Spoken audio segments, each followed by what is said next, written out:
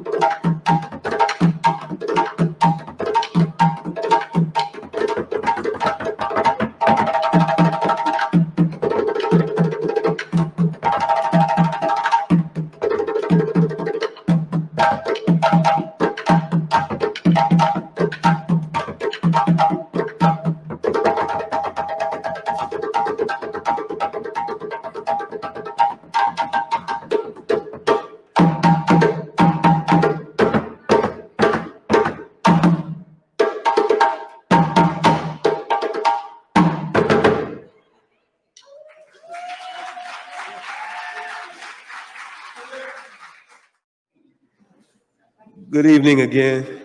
Assalamu alaikum. Assalamu alaikum. I've been asked to offer a prayer for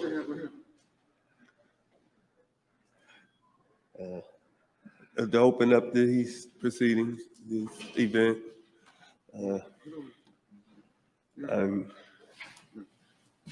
So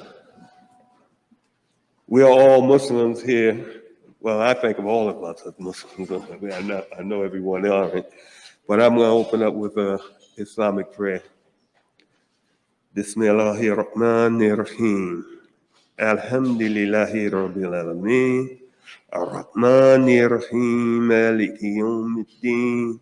إياك نعبد وإياك نستعين اهدنا الصراط المستقيم صراط الذين أنعمت عليهم غير المغضوب عليهم ولا الضالين.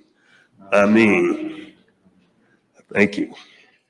First, let me apologize for my momentary lateness. My name is Zayid Mohammad. I'm with the Malcolm X Commemoration Committee here in New York City.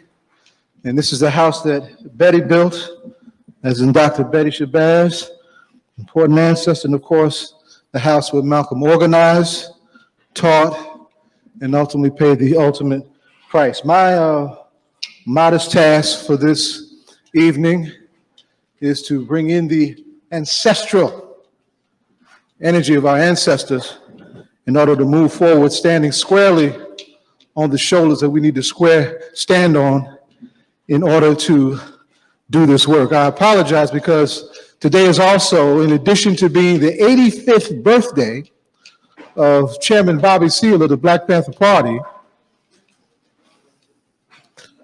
I thought y'all would give him some love.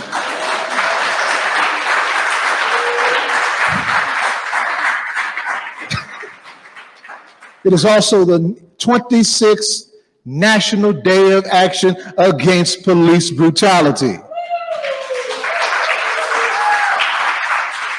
One of the prime human rights factors that we will deal with over this weekend.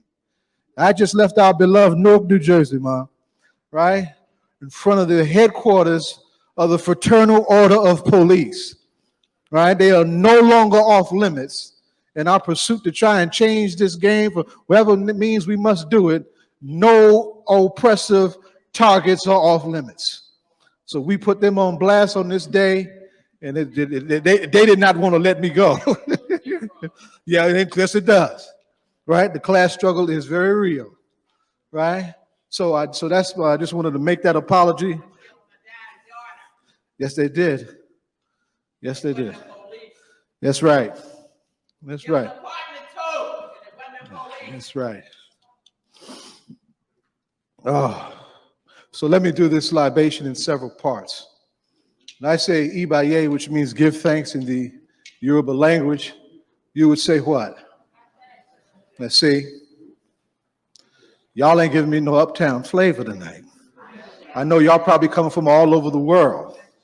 This day, we used to call this part of town Harlem. Uptown, that's right, uptown.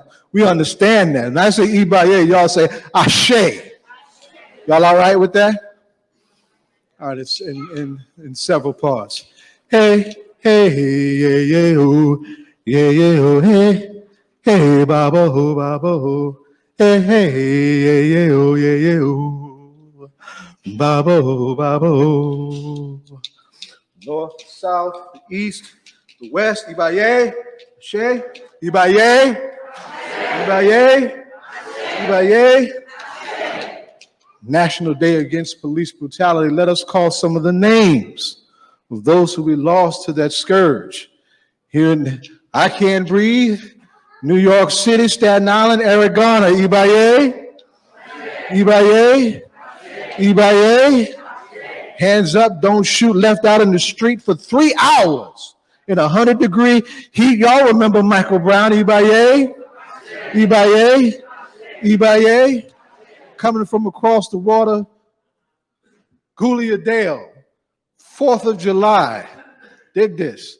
4th of July, Major Gulia Dale, 40 years in the military, in a mental health crisis. The police come and blow him away in Newton, New Jersey. So much for thank you for your service. Gulia Dale, Ibaye.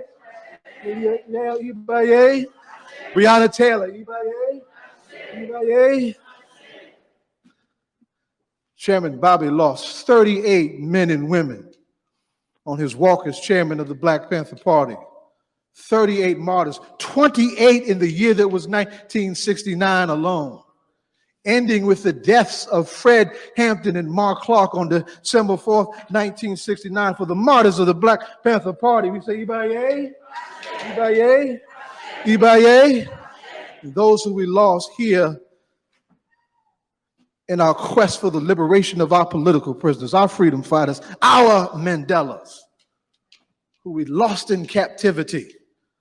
And we lost quite a few. Albert New Washington, Ibaye, Ibaye. Phil and Merle, Africa, Ibaye, Ibaye. Abdullah Majid, Ibaye, Ibaye. Chip Fitzgerald, Ibaye, Ibaye. Bashir Hamid, Ibaye, Ibaye, Ibaye. I'm from Jersey. Before Malcolm, there was Paul Robeson, our tallest tree in the forest, who delivered that petition charging the United States with genocide in December 2017, 1951. For Paul Robeson, the tallest tree in the forest, we say, Ibaye, Ibaye, Ibaye. And you better believe, if you don't know, get lost or confused anywhere, X, as in Malcolm, is the answer. Ibaye, Ibaye, Ibaye, Ibaye. Ibaye. It is our duty to fight for our freedom. It is our duty to win. We must love each other and support each other. We have nothing to lose but our chains. Ibaye, Ibaye, Ibaye, Ibaye, Ibaye, Ibaye, Ibaye, Ashe, Ashe.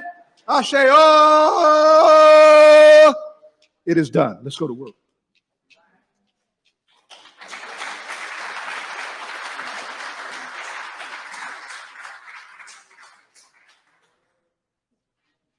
Thank you and welcome. I would like to do an opening prayer for this Spirit of Mandela International Tribunal, and I will be saying this prayer to convene this conference, and I will do it in my native Dene language. And I will pray for the spiritual wellness of all that's participating in this international tribunal. And just bear with me as I say this blessing way prayer.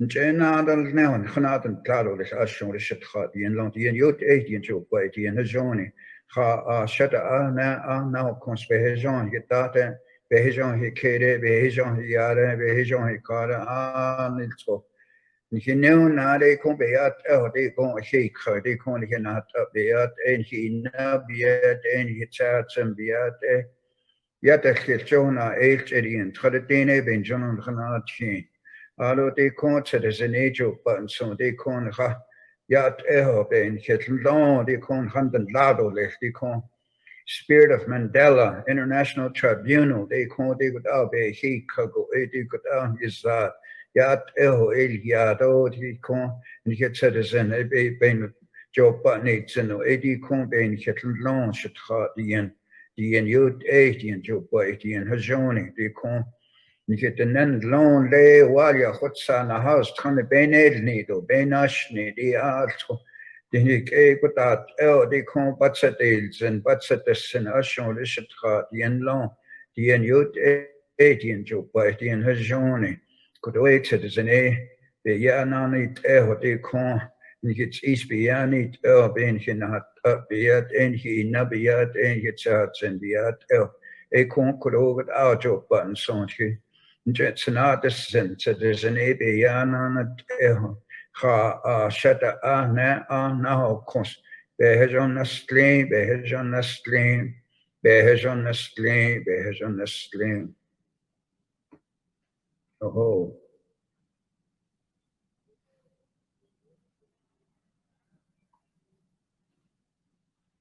Thank you again, and to all who are listening and participating in this Spirit of Mandela International Tribunal, as we seek to address many important issues concerning our relatives that are incarcerated, the issues that we have concerning the community in the various neighborhoods, reservations, barrios.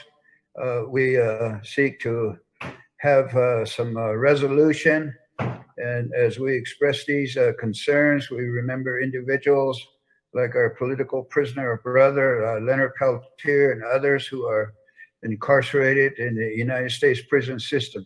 As I made that blessing word prayer for everyone's wellness in this tribunal, and also those that are listening, that includes inviting the spirits in the four directions, from the east, the south, the west, the north, Mother Earth, Grandfather. And as we seek to express ourselves through this important hearing and the issues that we bring forth to this event, that our concerns and issues be heard, and that we seek resolution, and that results will be in a positive manner. So this ancient blessing away prayer that I made seeks to seek the blessings of the spirits from the four sacred directions, as we remember our relatives that are incarcerated, and that all the relatives and loved ones be blessed by the holy people. Aho, Mutakiasi, all my relations. Greetings as you get four of us to come up. I'm not sure whether or why you actually need four different MCs, but you've got four of us. So let's go down so we can get. And again, we want to welcome you. My name is Matt Meyer. I'm one of the 7 coordinators of the International Tribunal and the Spirit of Mandela Coalition. The 4 people you saw at the beginning, giving the Muslim prayer, Aisha Muhammad, Jihad Abdulmumit, Jalil Muntaqim, who I believe is making his first New York City appearance since he got out of prison. Yeah.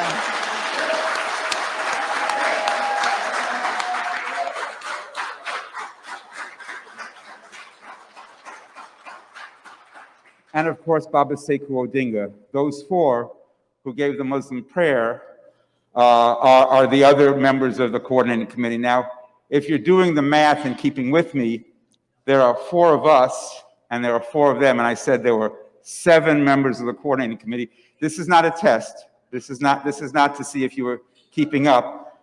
Technically, Sister Dequi is no longer a member of the coordinating committee. She was for a brief time, but we still consider her such, sort of ex officio ad hoc, and she's going to serve as the co-MC for this evening. I'm Emok, Quint Concepcion. I'm also on the coordinating committee. And Where are you from? Where are you from? I'm from Guam in the Mariana Islands.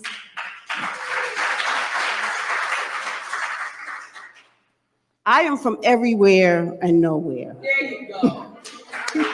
But currently residing in. Currently residing in, I live in the People's Republic of Brooklyn. I don't care what them other people call it.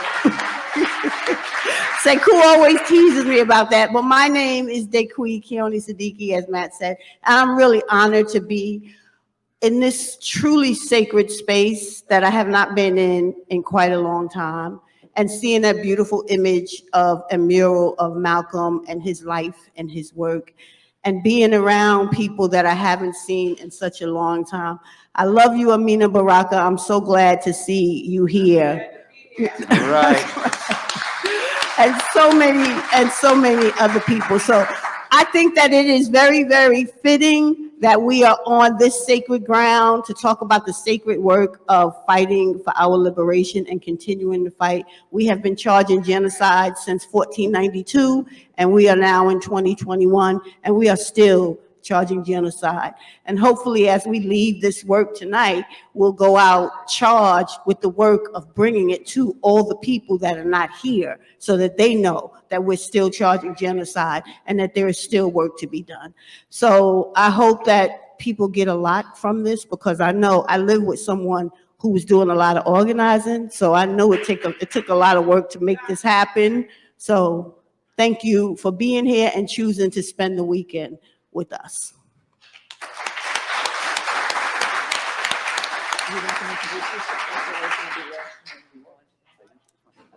Okay, hi, we had a little disagreement here as usual. So I'm Eileen Weitzman, and apparently I'm the last member of the coordinating committee, and I'm so honored to be here and also so happy to see all of you.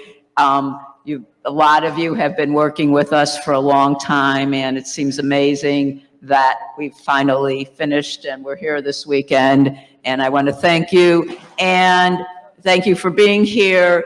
And I hope that you'll continue with us after the tribunal. We'll be moving on, and it's not a one-time thing, and we hope all of you will join us as we move forward, organize, and actually get liberation. So thank you for being here. And before I introduce our next illustrious guests, who are the hosts of this wonderful center that we're at, the Shabazz Center, I'd like to ask a question, which is, what do you want? Freedom. When do you want it? Now. What? What do you want? Freedom. When do you want it? Now. No justice. No peace. No justice. No peace. If we don't get no justice, we don't get no justice. They don't get no peace. Good. Okay. Now, to do what? I said if we don't get no justice. Right on. Right. Free land, free them all. Go ahead. Okay. So I would like to introduce Nahja Zigbi-Johnson, who's the director of the institutional advancement at the Shabazz Center. She's a student of the movement and a lifelong resident of Harlem. Nahja. Thank you.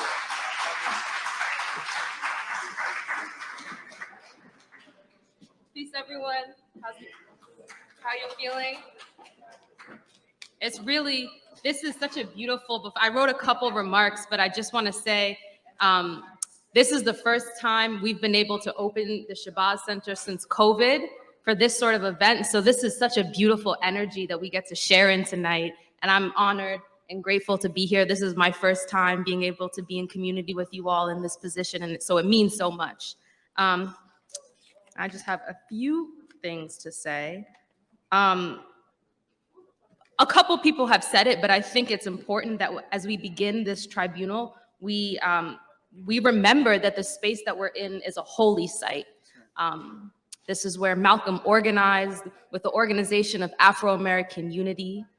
This is obviously the space of his assassination, and it's also the space of rebirth. Right. His wife, Dr. Betty Shabazz, founded the Shabazz Center.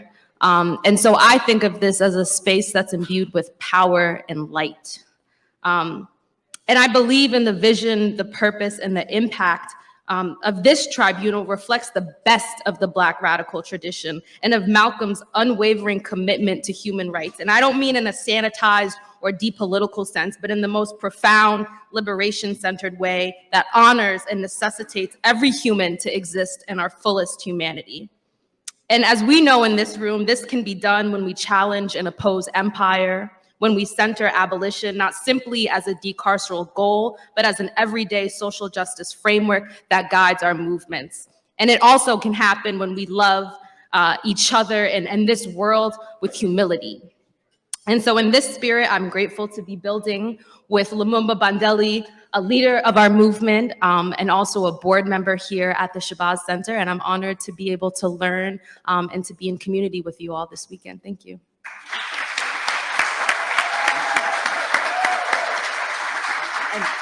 So I'd like to introduce Lumumba Bandele. And he's, as Nahja said, a board member of the Shabazz Center. He's an educator and organizer with the Malcolm X grassroots movement, a co-founder of the Black August Hip Hop Project, and a coordinator with the Bring Sundiata Akoli Home Alliance.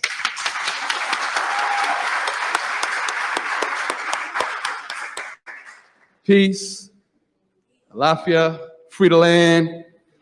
It's good to see you all. Welcome. Welcome to this sacred space. And for many of you, a return. And if this is your first time, we welcome you on behalf of the Shabazz Center. It's not a coincidence that this event is happening here today. This is a return. Yeah. This is a return, and as Nahja said, this is a rebirth. This sacred space is responsible for historic organizing. This sacred space has been reborn to continue that work. The board members that have been pulled together earlier this year reflect this new movement that we come from, and some of us are old folks in this movement. But on the board also is Akemi Kochiyama, the granddaughter of Yuri Kochiyama. On the board is Philip Agnew from Dream Defenders in Florida, Robin Spencer from Lehman College. So we have a very committed board, and we are really excited and honored and proud to actually be staying with the leadership of our Director of Institutional Development, Nahja Zigbi-Johnson. So we want to welcome you. We ask that you feel at home. We ask that you take the spirit of what this place has been about for decades and allow it to nurture you, allow it to guide what it is we have attempted to do this weekend. But again, know that this is something that, again, is a cycle, and it is a welcoming home for some of you who have been here before. Many of you, the elders who have put in the work, are the ideological children of Malcolm. You have said it yourselves, your work shows it. My peers, we are the ideological grandchildren of Malcolm. But make no mistake about it, Malcolm's legacy continues. Malcolm lives, Dr. Betty Shabazz's legacy lives and continues, and what we plan to do here this weekend is a manifestation of that. So again, on behalf of the board, welcome home.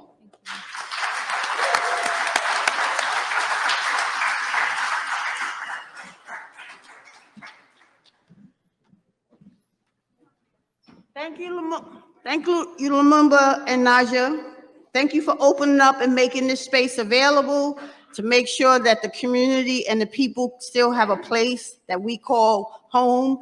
You know, the ethnic cleansing that's going on in New York City is making it harder and harder for people to call places home. So we're glad that the Shabazz Center is still home to people who believe in freedom and human rights. So thank you. So I want to say that it is my distinct honor and privilege to introduce the next sister, right? Because when Zayid opened up, he said, this place is the place that Betty built. And although the organization that put this together is called In the Spirit of Mandela, we know that Winnie Mandela was the worker who carried on the struggle, right? And so when we call those brothers' names, we got to remember that there are sisters right there beside them that did the work, right? And Sister Amina Baraka is a freedom fighter. She's the baddest. This is live, so I can't curse, right? Okay, come. Yes. Okay, so you saying I'm taking too long? See, that's why I love her. Straight, no chaser. That's To the right. point. That's right. A true warrior woman. It's my honor to introduce a woman who stands on her own. A warrior woman. A woman who raised children that's in this movement right now. A woman who raised a Black child to become the mayor of Newark. A woman who has sheltered, guided, prepared women for this movement here. None other than a mother, a friend, a dear good friend, a sister of mine. Take no shit, Amina Baraka.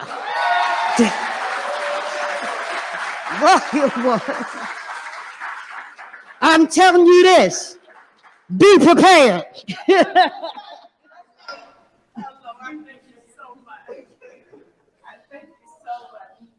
I was more than honored when somebody called me, I can't remember who it was.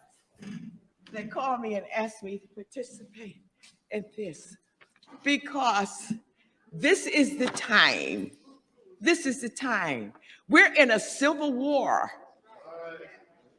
We're in a civil war. Don't you get it?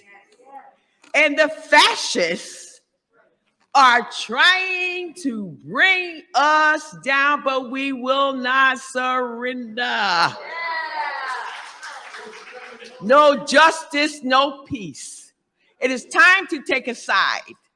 You're either with us or you're against us. And at this time, it's more of us than it is of them. And we have proven that by Biden got elected. Now, do we all agree with everything he says? No. But I guess what? The majority of the people, along with some of us, put his ass in office just to get Trump's ass out. This is a war between fascism and bourgeois democracy. Don't fool yourself. This is not about democracy. It's about bourgeois democracy. But let me tell you something. We have lost bourgeois democracy. Now we got to fight all the way up again so that the bourgeoisie was never interested in democracy, by the way. They was interested in slavery, chattel slavery, working class slavery. Let me tell you, before I start this, I want to say this. I don't care whether you're Black, Latin, Asian, or white. Only thing I care about is whose side you on. I don't care. We at a point is whose side, like Pete Seeger. You remember Pete Seeger? He's an old cat. Whose side are you on? We can't, it's not about color. It's not about class.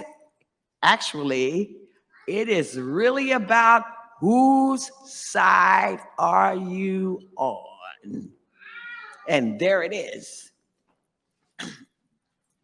Southern trees, their strange fruit, blood on the leaves, blood at the roots, Black bodies swinging in the southern breeze, strange fruit hanging from a poplar tree, hanging from a tree, dead hair hanging from a tree, dead scalp hanging from a tree, dead eyes hanging from a tree, dead nose hanging from a tree, dead mouth hanging from a tree, dead ears hanging from a tree. Dead neck hanging from a tree. Dead head hanging from a tree. Dead shoulders hanging from a tree. Dead arms hanging from a tree. Dead hands hanging from a tree. Dead torso hanging from a tree. Dead legs hanging from a tree. Dead feet hanging from a tree. Dead muscle hanging from a tree. Dead blood hanging from a tree. Dead skin hanging from a tree. Dead reproductive organs hanging from a tree. Dead bodies hanging from a tree. Dead backbones hanging from a tree. Tarred and feathered, beaten and tortured, lynched Black people hanging from a tree.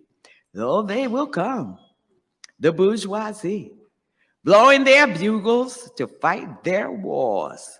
Let's take their Confederate flag and burn it from a tree.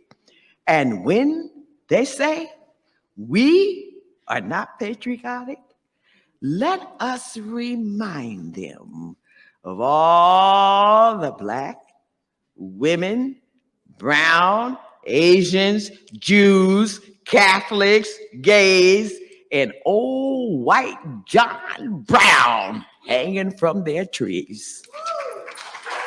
Power to democracy, down with fascism.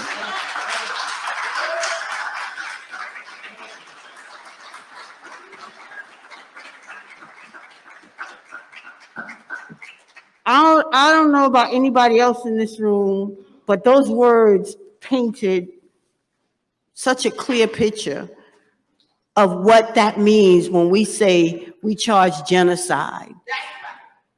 Thank you for those words, Sister Amina, because those were, just making it plain, breaking it down. Thank you so much. So, this is why we're here, to make it plain that we don't have time for the divisions. We don't have time for anything other than continuing the fight for liberation, for justice. What kind of world do we want to leave for our children, right? I see there's a baby that came here with Sister Amina. There's Sage in the back, who is Abdul Majid's great-great-grandniece, right? Abdul Majid was one of our political prisoners murdered by state-sanctioned medical neglect. His great-great-niece is not even 2 years old. What kind of world do we want to leave for her? What kind of world are we willing to fight for to make the world better, safer? We can drink the water, breathe the air. So thank you for that. Sister Amina Baraka. Power to the people. And we do have the power if we only believe that we have the power. So, okay, I got to put my glasses back on. Okay, so Brother Jihad is going to come up. Brother Jihad Abdulmumit, who is the chairperson of the National Jericho Movement, who since 1998 has been working on behalf of political prisoners. Most people know it was created by Jalil Muntaqim, who is in here someplace, Baba Herman Ferguson, who is an ancestor, and Safia Bukhari, warriors for the people. So, brother, thank you for your work that you've been doing in carrying the banner of the Jericho movement all of this time.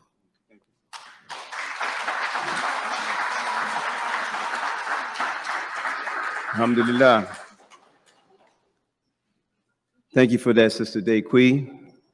I want to just take a brief moment to, an important brief moment to just acknowledge two of the many, all of you, freedom fighters that's in the audience today, and just to acknowledge their history, their legacy, and to uplift their spirit. The first is Mary Louise Patterson.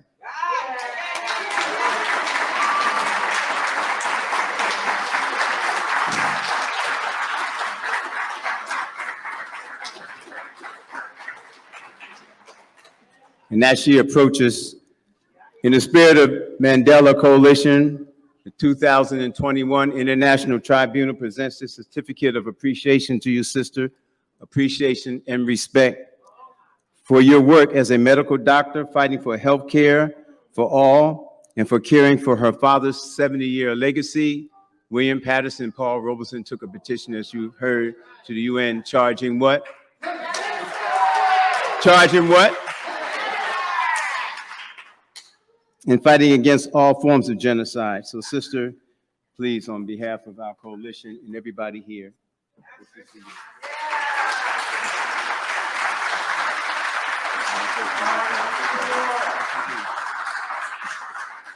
I don't have any prepared remarks, but I just want to thank you for picking up and carrying the baton, the fight not only against genocide, but the fight for liberation, justice and liberation for all. So thank you very much. Congratulations. I hope that this is a successful and productive weekend. Thank you.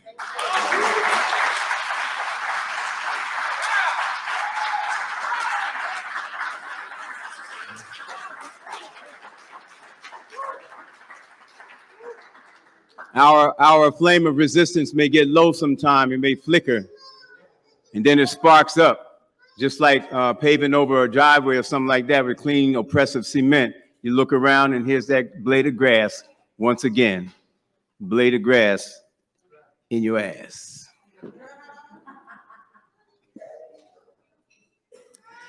This next award is given to a comrade of mine who's been involved in the struggle, is dedicated to ultimate sacrifice short of death itself, experienced torture, imprisonment for decades, and he is one of the primary reasons why that picture on your refrigerator that says Assata is welcome here. You dig what I'm saying? I would like to, the coalition would like to give this certificate of appreciation and respect to our comrade brother Sekou Odinga.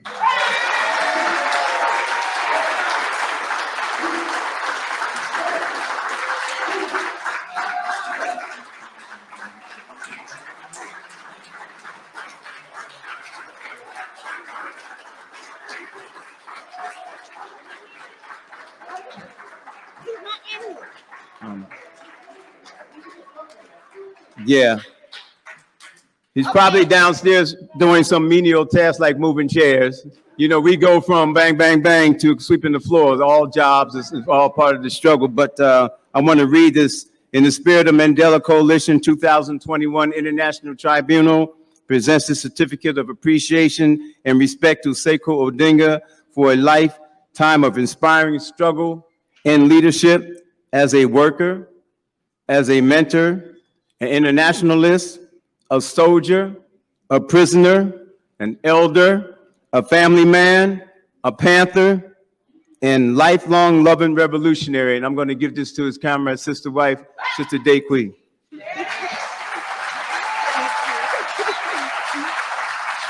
So I accept this award on his behalf, and I can assure you that I will make sure that he gets it.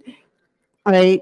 This is an honor because when we honor and recognize people while they are here, that is the work.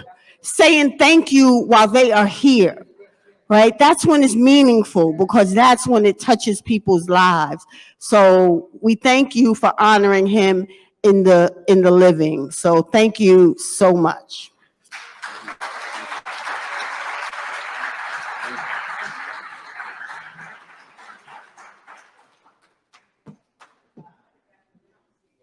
At some point in the weekend, we can stand up again and actually find Baba Sekou and give him the award. But right now, as we say, he's probably out there doing some basic behind-the-scenes thing, which is his usual thing. It's my honor and my pleasure to introduce very briefly this video clip that comes to us all the way from East Africa, from Tanzania. This is truly an international tribunal, and this particular clip is music, culture, and politics, because it comes to us from a poet and a multi-instrumentalist, Mama Charlotte O'Neill, but it also comes to us with a special message from her and her husband, Pete O'Neill, who is, like others, like Sister Sada, in exile. So please help me welcome all the way across the shores from East Africa, Tanzania, Mama Charlotte O'Neill and Pete O'Neill.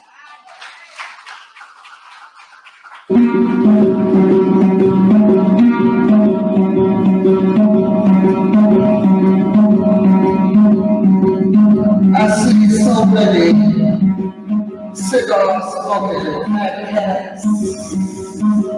How do they have their enormous large corporate desks?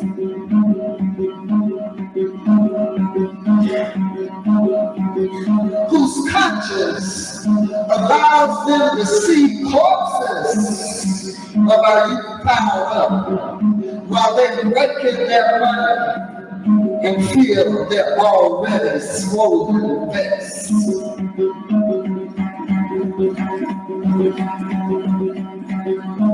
And I see some old heartless individuals who have the power to stand and sign names on those guidelines, who send our poor youth to war. Our black, brown, red, yellow, white youth to war. While they gain money and gain fame, our youth are killed and tragically maimed. And we ain't gonna have no more, y'all. No more war. We don't want no more war, do we? No war on our lives. No war on our countries. No war on our communities. No more war. No more. No more, no more. No more, no more. Come on, y'all. No more, no more. What the voices from the 60s? No more, no more. Hey, yeah. No more, no more. Hey, yeah. No more, no more. Come on, y'all. Let me hear you. No more, no more. Yeah. No more, no more. Yeah. No more, no more. Hey, yeah. No more, no more. Yeah. No more, no more. Yeah. No more, no more. Yeah, y'all sound. No more, no more. Yeah. No more, no more. Yeah. No more, no more. All power to the people. And I was so very pleased to learn about the effort to bring to fruition the Truth and Reconciliation Committee by our comrades, Brother Sekou, Sister Nkechi, and many, many others. This is not a new idea. This subject has been broached with us by Nick Parfit, Lisa Russell, and it's a wonderful idea to see our comrades taking that idea and running with it and bringing it to fruition. This is something so very, very much needed. We support it. We are honored to play a part in it, and in any way we can, we will put our heart and souls into being a part of it. So thank you so very much. This is right on time, and let's make this thing happen. Yes. And the fact that it is an international effort and reflects the efforts of Nelson Mandela. As a matter of fact, it's called the Spirit of Nelson Mandela. You know, it really reflects how we as Black Panthers felt and feel about dealing in the international arena. you know, and the fact that this is also highlighting the political prisoners, some who have been locked down for more than 40 years, you know, I mean, we commend you all. We commend those efforts. And as you know, whenever Brother Pete speaks on our life and the accomplishments that we have made, he always, and I also always mention our comrades who are still locked down, our political prisoners. Yes. So this is going to help, you know, spread the word that America has, what, more people than anybody on the planet? The prison industrial complex in America has more people locked down than any other country in the world. Imagine that. Imagine that. Yes. And when we speak of political prisoners, this is something that's very dear to our hearts.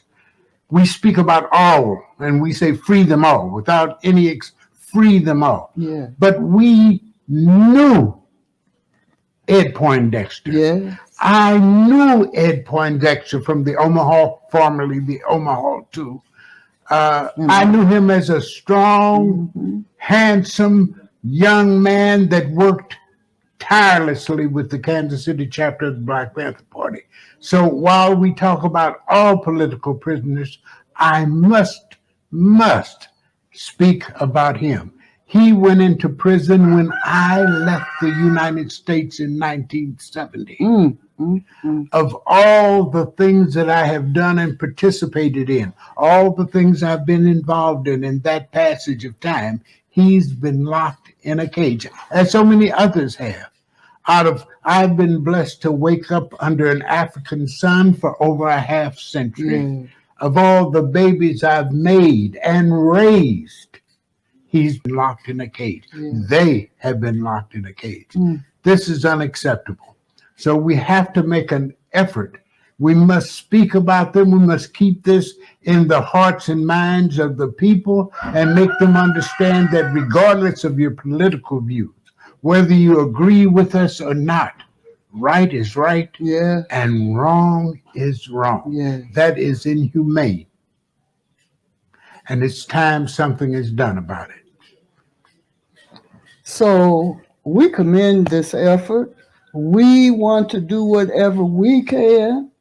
And I say right on to Sister Nkechi, to Pam Africa, to Matt Myers, and of course, to our comrades Sekou Odinga and all the people who are committed to make sure that this happens, to see it through and to free all political I even hear them in the hum of the bees. I hear them up in the clouds at night. I even feel them in the roots of my hand. They say our ancestors are calling out for freedom. Ooh, our ancestors are demanding freedom. Demanding freedom. Hey, freedom.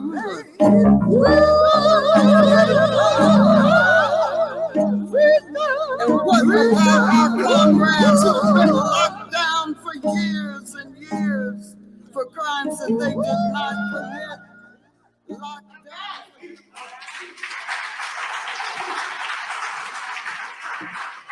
Pete and Charlotte O'Neill. I love that mural that they had on their floor, right? We speak art for liberation. So that was beautiful to see that.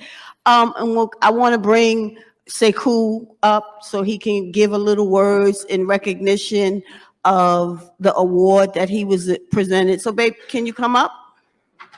Sekou Odinga.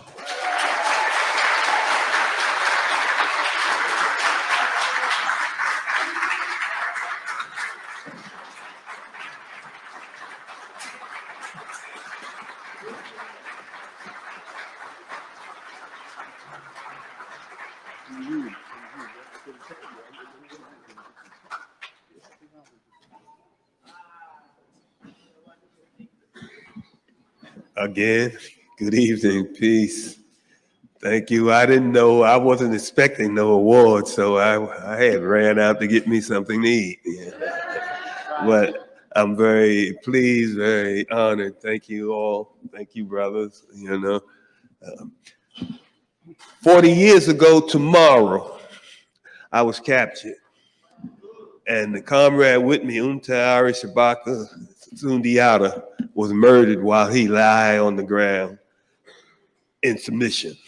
So I don't want to let this day go by without remembering that day. It was I spent 33 years in prison myself after that, but he paid the ultimate price that day in the streets. So that's just one of the atrocities that this government has committed against our people. And this man had already surrendered, said, "I give up," and laying on the ground on his stomach. He walked up behind him and just shot him in the head. But anyhow, again, thank you all for the award. Thank you. I really appreciate it. I'm sorry I wasn't here to accept it when it was given to me, but I really feel honored and blessed to get this. Thank you all.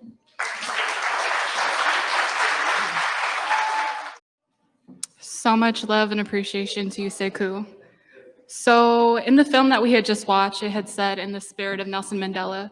And I also wanted to point out that it's not just in the spirit of Nelson Mandela, it's also in the spirit of Winnie Mandela and all the other Mandelas as well. And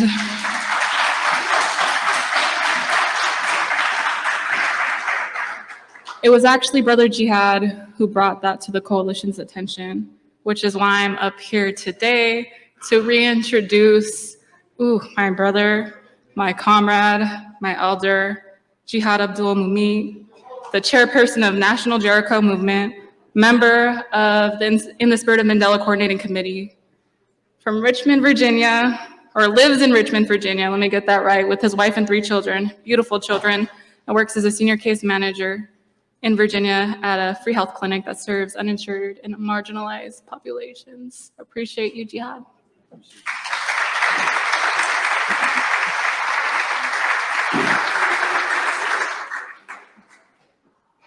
Thank you, Sister Emok, comrade. Bismillahirrahmanirrahim. Alhamdulillahi Rabbil Alameen wa salatu wa salamu ala Muhammadin Nabi wa ala alihi wa sabi ajma'in. I greet each and every one of you with Assalamu alaikum. And with that prayer, we're saying all praise be to Allah. And peace and blessings be upon Prophet Muhammad. Peace and blessings be upon him, his family, his companions, and all of them together. In the brief time I have to share with you, I have some very important information in a perspective that I want you to fully embrace. Not that you haven't already. Understood? I just have this to make sure I don't skip any acknowledgments. So I'm just going to look at this as I'm talking, and then we're going to get down to, inshallah, some serious talk for the next 10 minutes. I want to acknowledge the Spirit of Mandela Coalition and all the sisters and brothers that have worked diligently for that over the last 2 years. And that coalition was called for from a comrade brother who was in prison, a political prisoner, Jalil Muntaqim, as we acknowledged earlier.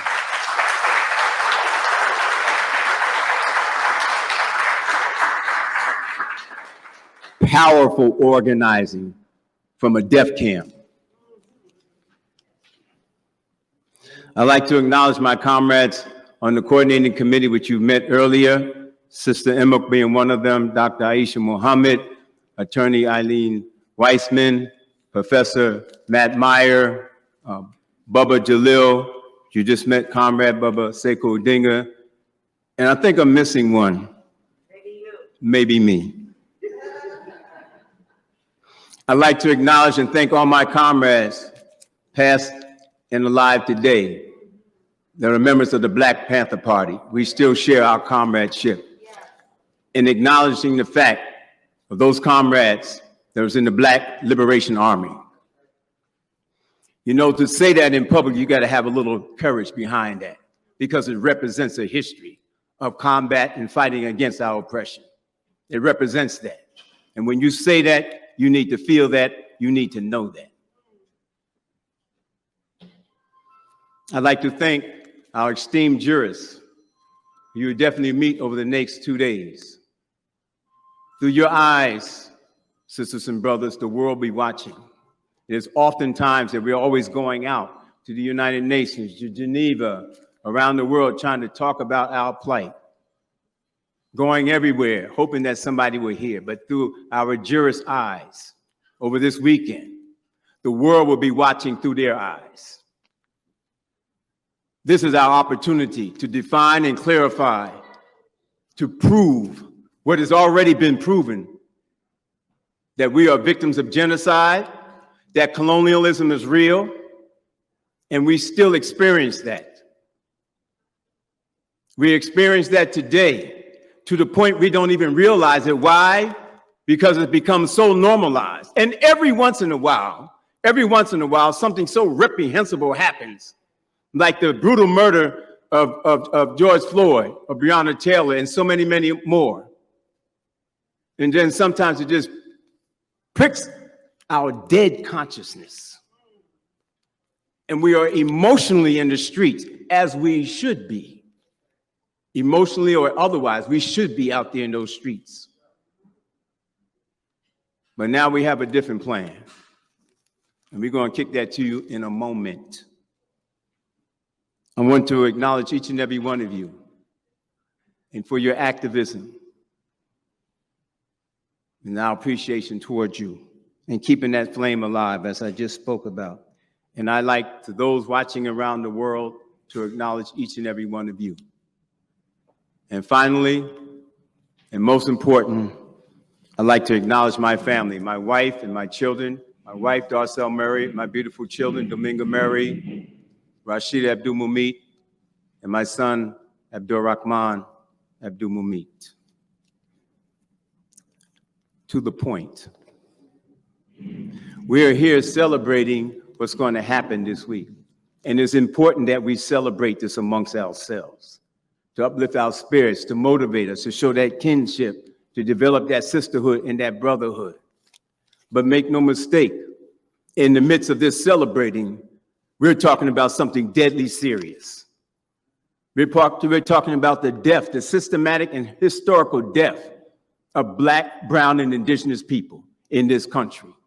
And you can't get too much more serious than that. In these next 2 days, we're not going to be mincing any words about our condition. Sisters and brothers, a lot of people have been addressing these issues here and there. A lot of things have been written about it. You've read books and books. You go into an activist house a lot of times, and there's a lot of books on the shelf. So what we're talking about has already been proven. Just go read a book, go to the library, or go to your smartphone and Google anything about our oppression. Google anything about colonialism. Google anything about genocide. Google the 1948 Convention on the Prevention of Genocide. Google the United States Code, 18 United States Code 1091. I dare you to. And you'll be amazed at what it says. And what it says reflects what's been happening to us for 400 years. Now, a lot of times, sisters and brothers, when we talk about genocide, we automatically think Rwanda, Herzegovina, Bosnia. We think about the horrible tragedy with our Jewish sisters and brothers in Germany. These are things that can be quantified, the beginning and the end. Over this amount of period of time, this many people were killed, and we're still looking for the war criminals and that like that. But with us, it's happened over such a long period of time. You forgot what it was. You recognize there's a glass ceiling. You know what marginalization is in our community. You know what forced sterilization is. You know what police brutality is. You know what mass incarceration is. You know how we're the worst impacted on any national disaster that happens on the planet. You know that all those resources that slowly seep into our communities, if ever they do. You know that in public health, we're the last to be getting any treatment, accessibility, options, and therefore we suffer from post-traumatic slave syndrome. We suffer from trauma. Who taught us how to hate each other? Who is this real person, Willie Lynch? How is this systemized in our systems and structures today? And we can boast about all the changes, the 1965 Civil Rights Bill and all the things that's happening, and now we got black people involved in Congress, but the systems are still the same. And as the play, my wife and I did a play, the name of that play was a familiar line. The more things change, and as long as those systems remain, it will be the same condition for us. And for those people that thought that white supremacy in this country is done away with, then you only need to reflect back to January the 6th. You only need to reflect back to the election of Donald Trump and how millions of people supported him. Come out the woodwork. I didn't know you thought like that. Let's make America white again. Let's reestablish this order. You see it, but you don't. You see it, but your thinking is oftentimes you can't beat City Hall, but what are we really to do? What you can do is, and what has been happening, sisters and brothers, we plan events. We plan rallies. We have seminars. We talk about it. But one thing that we haven't done, and by the grace and mercy of Allah, we will be able to do, we have to do, is what our comrade Jalil Muntaqim has said so many times, that we are our own liberators. So we are, that's right, let's hear it.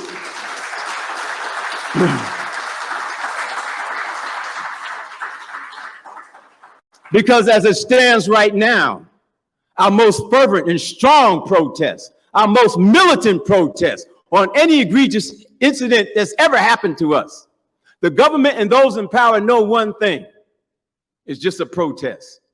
And what it boils down to, and I want the world to hear this, that we are asking the slave master to treat us better. We haven't done our own work. We haven't done what Minister Malcolm X said. We haven't done what our Sheikh Haj Malik al-Shabazz says in this place right now. We haven't done that. We haven't cleaned up our own houses. We haven't cleaned up ourselves. And you expect the world to do something for you? You don't have a plan. That's why after every program and seminar, there's 5 minutes left for what you want to do. And then somebody may stand up and say something, and I'm thinking to myself, well, nobody must have known what you just said, brother man, sister lady, because it's not being done. But now we have an opportunity to change that. This tribunal builds on the shoulders of those tribunals that's come before us. We recognize that this is not superficial. We're just now beginning to reinvent the wheel and get started with all this type of stuff. We are looking at history. We're analyzing our condition. Much of this movement that you see right now, this room has Black Panthers in it. This room has Black Liberation Army movement members in it. This room has you in it. This movement, this initiative is being led by revolutionaries. And the task for us, and I'm talking to the world, because I know that a lot of times when you talk about oppression in the United States, it gets kind of a little shaky and nervous. That's why the world doesn't respond to us, because you know the United States will slap an embargo on you or put you in a pigeonhole. You might lose your job. You might lose a lot. But for us, I'm going to tell you right now, when we sleep on the floor, which we do, you can't fall out of bed. You can't take nothing out of it because you already gutted us. You gutted our generations. That's why we're killing each other left and right and begging the slave master to pass a better health care bill when we ourselves haven't applied any acumen, any type of organization to develop a plan of our own. If we were able to claim another land, even in this country, if we were able to, we would die. We are so dependent upon the oppressor. We have no infrastructure. We have no base. We have no unity. We're in our own silos, thinking we're doing something when we have a rally with 20 or 30 people on it, a Zoom call with 60 people on it. But those days are coming to an end. Your days are numbered. And the world recognizes this. The world's beginning to recognize what imperialism truly is. even in a place called the United States of America, where we all enjoy the luxury of a high-tech society, running water, flushing toilets, flat-screen TVs, air-conditioned carpets, cars with rims on it. Everybody has a car. A homeless person, experiencing homelessness may have a cell phone. They have all the things, not necessarily realizing that the luxuries that we experience has been built on the back of slaves, our ancestors, that's been hung from the tree, bodies at the bottom of the lake, castrated, demasculated. And we enjoy them. I enjoy them. Do you want to give them up? No, you don't. Do you want to free the land? No, you don't. Else you would have did it. I did 23 years in prison for putting work in to free the land. I come home and you haven't bought an apartment. Those of us that do have land, you're trying to get people to move out. You ain't moving from your apartment. Quit playing yourself. You ain't moving nowhere. You ain't done it yet. Too much luxury, mannered lawns and things that we can enjoy in this society and travel and things like that. Why? Because the United States is stable enough in its oppression that it can tolerate a little resistance, a little bit of Black Lives Matter in the street, because you know it took 30 million people marching and demonstrating in the world just to get a conviction for Chauvin, the cop. And if those people weren't there, he would not have even went there. He would not have been indicted. Michael Brown laid in the street in a hot asphalt for 4 hours.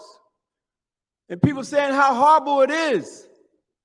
But if that didn't even happen, the world wouldn't even notice. If we didn't even burn our own neighborhood, why are they burning your own neighborhood for? It's out of desperation. And if we didn't burn our own neighborhoods, nobody would pay attention to us. So like a baby that's not getting attention in the crib, you do anything, knock over something and slap something just to get an ass kicking from their mother, rather than being ignored and die from crib death. And you know I'm telling the truth. So once again, in closing, I appreciate the jurors taking the time to look at this, to listen to this. We appreciate Sister Attorney Nkechi Taifa, Justin Hansford of the Howard University School of Law, Bill Keith Wilkinson, names you may not know, but names that's in their students, names that's been working in tooling and indictment to present to our jurors. To once again, as I said, to prove what's already been proven. How we know that. But this is different because we're organizing around it. That's why we've been meeting for 1.5 years. That's why we have all these committees. That's why we're asking all types of involvement. This is an open door process. It's a disciplined process. And some people may not understand that. Well, why can't I just, what's going on? You didn't tell me. We're going to do this, sisters and brothers, and we're asking for your involvement, not only to listen to and support the tribunal over this weekend, but be poised and ready to establish things like the People's Senate. A Senate in a manner of governing and dealing with our own issues and presenting them in a unified way. Not a Black united front, which we need. This is a people's front. The challenge for revolutionaries today is how to talk this to your spouse, your kids that's not involved. You're the only one involved in this in your own doggone house. How do you make it appealing to the person across the kitchen table, your grandmother, your next door neighbor?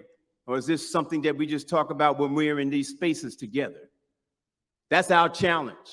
Or you can keep saying the same thing and nothing happens.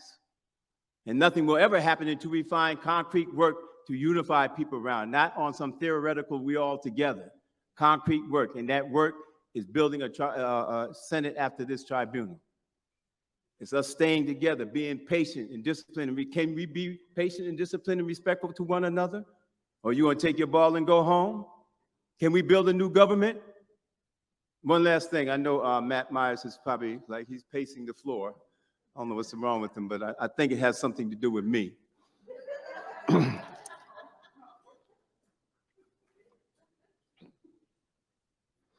We have to develop a mechanism to free ourselves, to change things. This is 2021, sisters and brothers, in a place called the United States of America. There are over 330 million people in this country. This is not like a small African country or a country in South America, 1 or 2 ethnic groups, and we just got to get it together. No.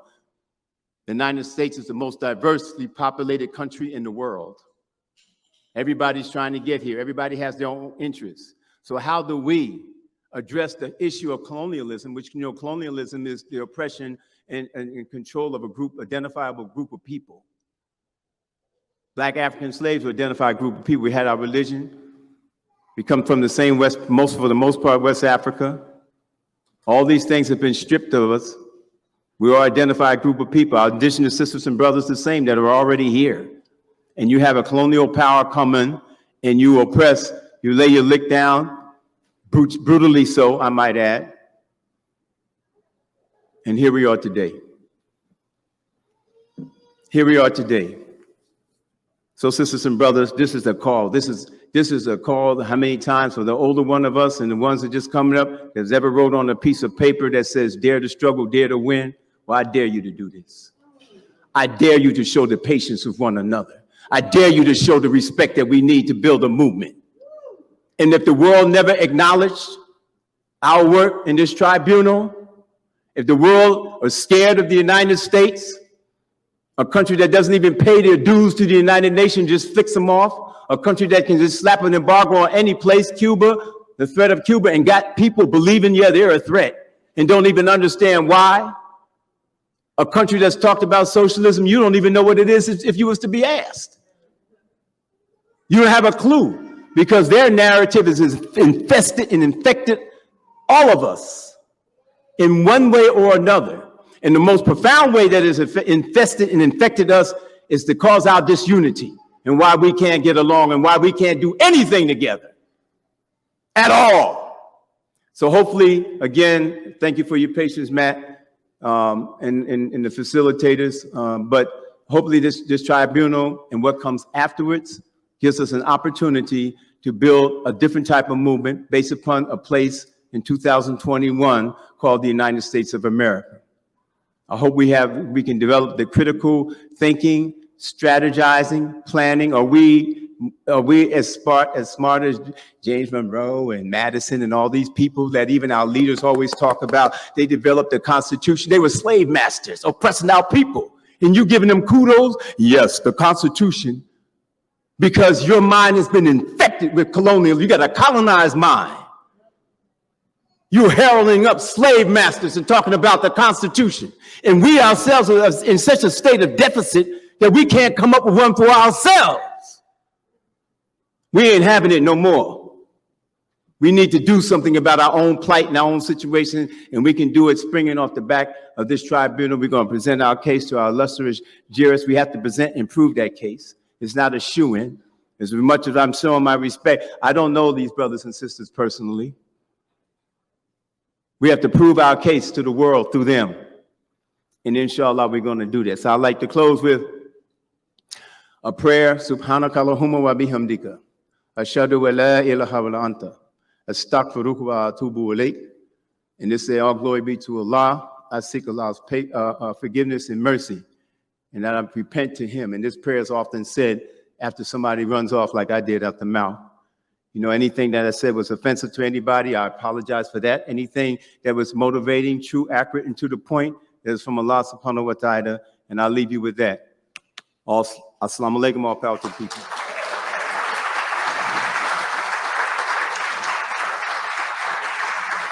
Yo, are we charged?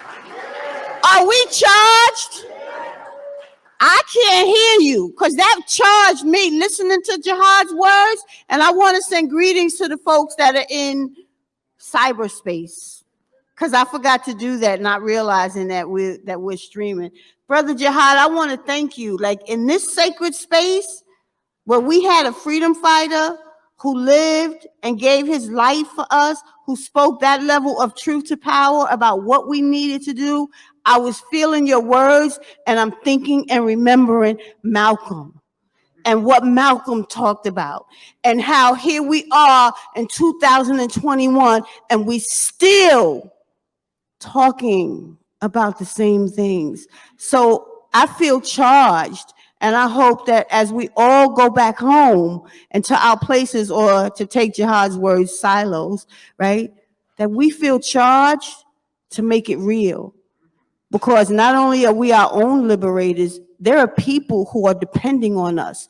There are children who are not yet born who are depending on us to take a stand and to fight for the world that they're going to live in. And they, you know, Tupac said, young people didn't create the world, they inherited it. So what do we want our children and our grandchildren and our great-grandchildren to inherit? So I love you, brother. Thank you so much for your words and for your charge. And for all of those people out there who might feel charged and inspired, because that's what we have to feel to do this work. We have to feel charged and inspired, and we got to believe. And we got to dream, like Chase said, believe in the impossible. Let's do the impossible. Let's fight for what we want. So thank you. So I don't know what's next. My name was said so many times, I feel like now I just have to say encore, encore, but no, we'll move along, and I think now we're moving along to a video right over here. Oh, okay. Oh, Police surround him. We don't know what sparked the violence here. Was the black man resisting arrest, or were some police officers' tempers spilling over as they dragged their wounded from the line of fire? The United States does not recognize the system of political prisoners. It does not. The only country in the world that does not recognize the system of political prisoners. The fact that political prisoners are marginalized in this country is the same way in which not just Black resistance is marginalized and criminalized, but when they terrorize and murder, the police murder unarmed Black men and women and children, the truth of our history is never told. As a woman, I ask, why aren't there Black women within a radical tradition? If you don't know that as a Black person, you don't know half of who you are. For me, being a Panther, they charged me with attempted murder of police and gave me 25 years to life. The fact that we have people who have been locked up for decades, that acknowledgement, that reality, has to be something that we really put more focus on. To be Black in America is to be a political prisoner. Trust.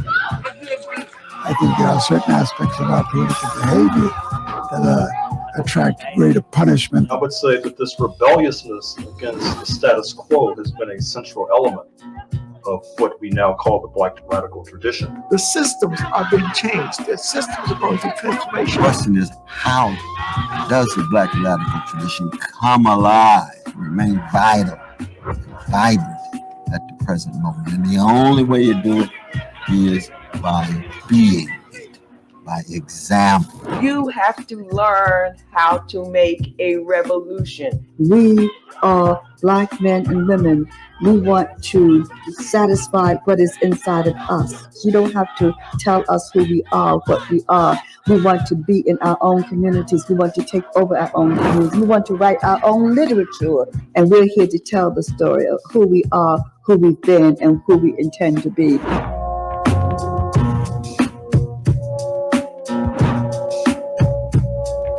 It's CeeLo for push-ups now, many headed for one conclusion. Ain't ready for revolution.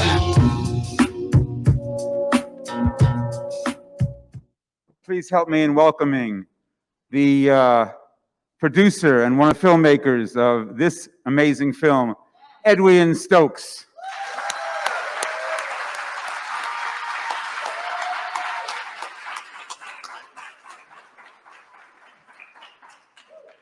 How you guys doing?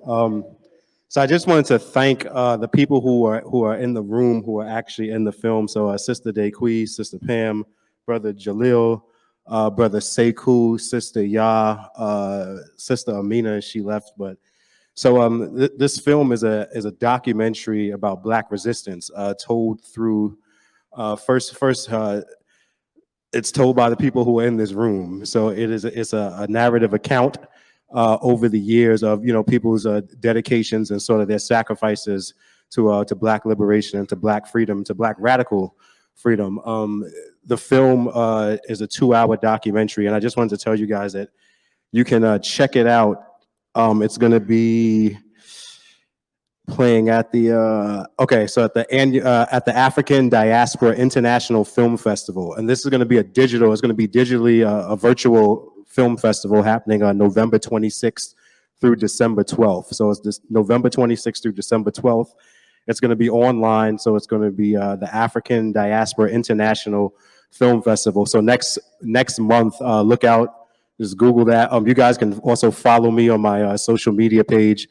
On my Instagram is Firstborn Twin 1914. So I'll have updates on where you can see the film, and for those of you who want a copy of it, we can talk about that. So again, if we could just get a round of applause for the people and the freedom fighters and the liberators who are in the room, who have given up so much. And so this film is for you guys. A lot of these people in the room were my teachers. Sister Ya, she told me when I was in 7th and 8th grade. So a lot of the work that I do and a lot of the film that I do is for Black liberation. It's through the eyes of us, and it's for us. And so thank you. I can't take up 15 minutes talking, but again, please support the film. It's called Conversations of Black Radical Tradition, and check it out next month virtually at the film festival. Thank you very much.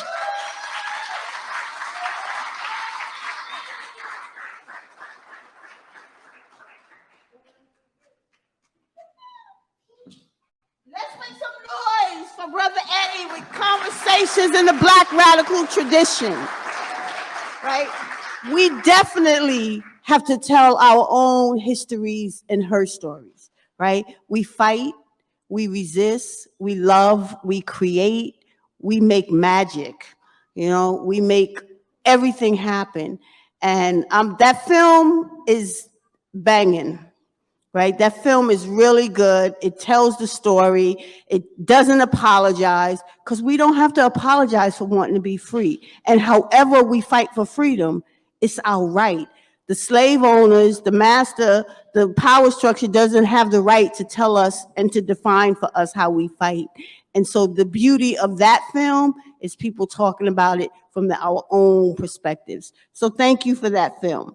So I don't know, some people often say when you get ready to introduce somebody, that person doesn't need any introduction, because most of us know, right? And even if you don't know her, you've heard her voice, right? You've heard her words, her stiff resistance. You've heard her making it plain. This is Sister Pam Africa, who has fought on behalf of Mumia Abu-Jamal for decades, who connects all the dots with all the levels of oppression, who takes no shorts, who is what do they call you, sister? Uncompromising?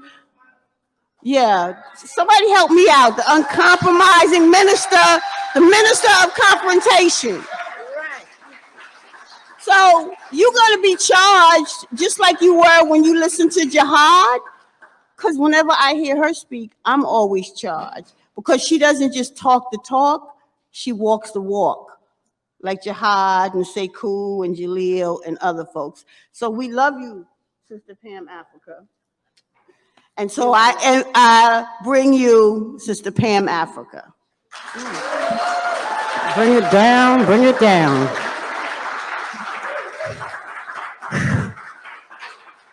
Really, this is really a pleasure in being here, right? Going through some very, very hard times right now. Hard times don't stop the fight. I'm in a battle with this government like no other time. They're moving on Mumia as well. But that's not what I'm here to. I'm here to say, the fight continues, no matter how they get in our way inside the prisons. A lot of brothers and sisters, because of political prisoners, because who they were on the street and who they are inside the prison and when they come back out. A lot of people are alive today. Hepatitis C, they want to charge $1,000 a shot. But because of the people movement, the people rose up and demanded that our brothers and sisters inside those prisons get the hepatitis C shot. They didn't want to give it. I'm talking about people power. I'm talking about people united for a cause because we understood that brothers and sisters was dying on a consistent basis inside these prisons. One brother was telling me, he said brothers was walking around and their eyes was yellow and they looked like cats. And and the fear of what was happening inside them prisons. But the people on the outside was able to be touched and was able to do the work around the world. See, the people united. The people united. It took people from France. It took people from Germany. It took people from Africa, all across this United States. Because one thing we all had in common, these motherfuckers don't give a damn about none of us. Because hepatitis C was not just in the prison where Mumia was at, was not just in the prison where the political prisoners was at. It's around the world. These motherfuckers want to kill each and every last one of us. And I am so sorry for people who don't understand the feeling I have for these monsters. And also these other words will come out. But understand, this is English. This is English. This is the language they use to describe themselves. Foul, filthy, and corrupt. But we still rise because we fight. With all that the political prisoners in this room has been through, I'm not dropping this. I'm not dropping this. Jamil Alameen, Mumia, Seth Hayes, and our sister, CRS moment, okay? Can't remember shit? Here you are. Or for some people, can't remember some things. You know, tomorrow, Saturday, Sunday, and Monday, when we leave here, we got to get on our phones. We have got to get on our internet. I don't know all the language for all the words that is used to get people here, to get people to tune in, to what it is that our people have to say, and have us understand the only way we lose is when we stop. Ain't no stopping us now. That's true. The evidence is here in this room. And the evidence is through the children that we have brought forth that is standing. I was at the Panther Conference. You saw the children standing there fighting. And we can't say enough about the children who have come behind us. Because at one point, we was those children who came behind someone else. But we're fighting in a whole different world where this internet stuff is helpful on one hand, it is our demise on the other. And because people are being learned by people who don't have our interests at heart. And there's a lot of things that are so confused. But the reality of things is what people have got to look at. We got a dude that should have been in jail a long time ago. Who erected a January the 6th. He's not. A lot of youth, a lot of people, when you say, no, go ahead and vote your way out. The people who believe in the vote have got to make it to the point that people who have finally said, oh, WTF, what the? You telling me to vote and 45 is sitting there. You telling me about the laws of this country, this land, and you're not abiding by any of them. This man is steady raising more and more. I'm trying not to use it. If the monster was locked up when he committed the first crime, when he went to Russia and had a meeting with the people there and didn't allow none of the American people inside that meeting, as if they would have did something different anyway. And, that was a crime. It was a crime. And, we sit and we look at these people on the TVs, talking about constantly talking about what the problem is, and 45 is still pulling and pulling. This, the Hitler regime, this is what we're looking at. And Hitler didn't just come in here one day and just take over the world. He slowly did it. He slowly brought people in who was as hateful as he is, but had no place to go. And he kept bringing them in and bringing them in. And people kept making freaking excuses for him.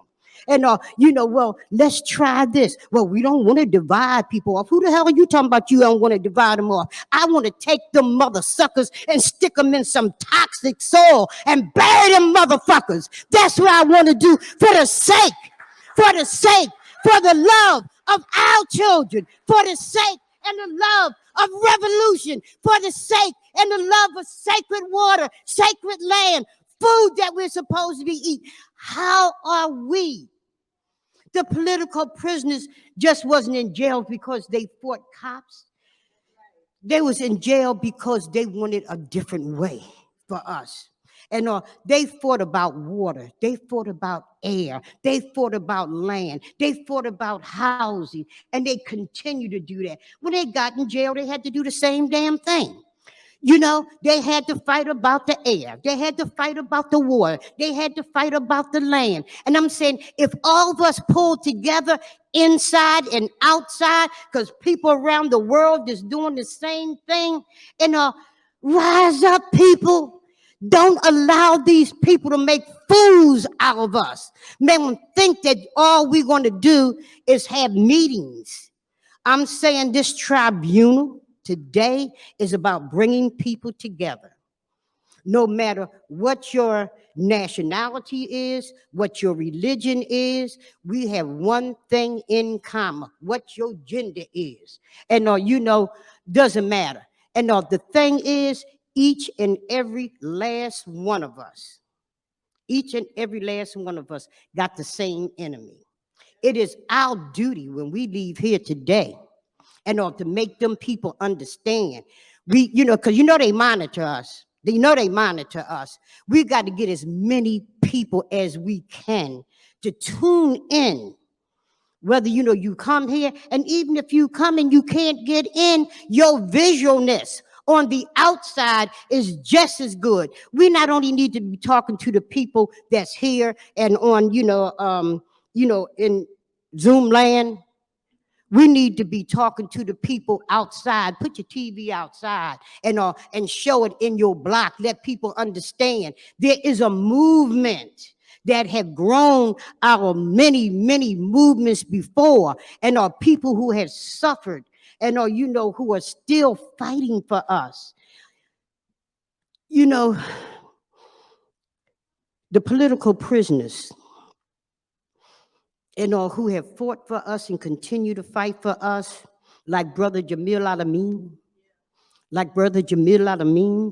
and who is sick inside the prison, and we all know he don't belong there. And but we believe in politicians. We got to make them suckers move. And Brother Sundiata Kohli, same thing. This brother gave us so much. His love of us keeps us inside them prisons. They are sending brothers out here, and from prison who went in for murder. They've changed their minds. Brother Mumia move and have given JoJo, yes, and it's so many to name. Veronzo. When our children come into them prisons, it is them who become the mothers of, when these brothers need to break down, these are the fathers, but that inside, when they need that mother, that instinct inside, the brothers pull them close when they need to cry, because they just can't understand what is going on here. Why am I here? It is these political prisoners that's inside these prisons. I know Brother Salim, who came out of prison, who was mentored by Russell Maroon Schultz, and he's repented for the wrong that he's done. But why inside that prison? These brothers mentored him and taught them. They are assets to our community. And Brother Ant, who's a young brother who is now a political prisoner, because he stood up. You see him on the front line for every political prisoner. He's a teacher, but he still brought his students, teach his students. He brought me to his class many times, and other people who are involved in this movement. I ain't playing with this kind of thing here, okay? And I'm gonna wind up, but please go home, do the work, and even while you're sitting here in between things, don't take nothing but to look at that thing, push that button, push that button, push that button.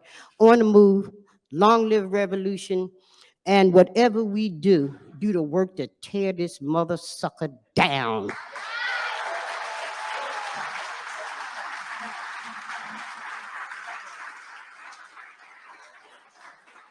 Sister Pam Africa.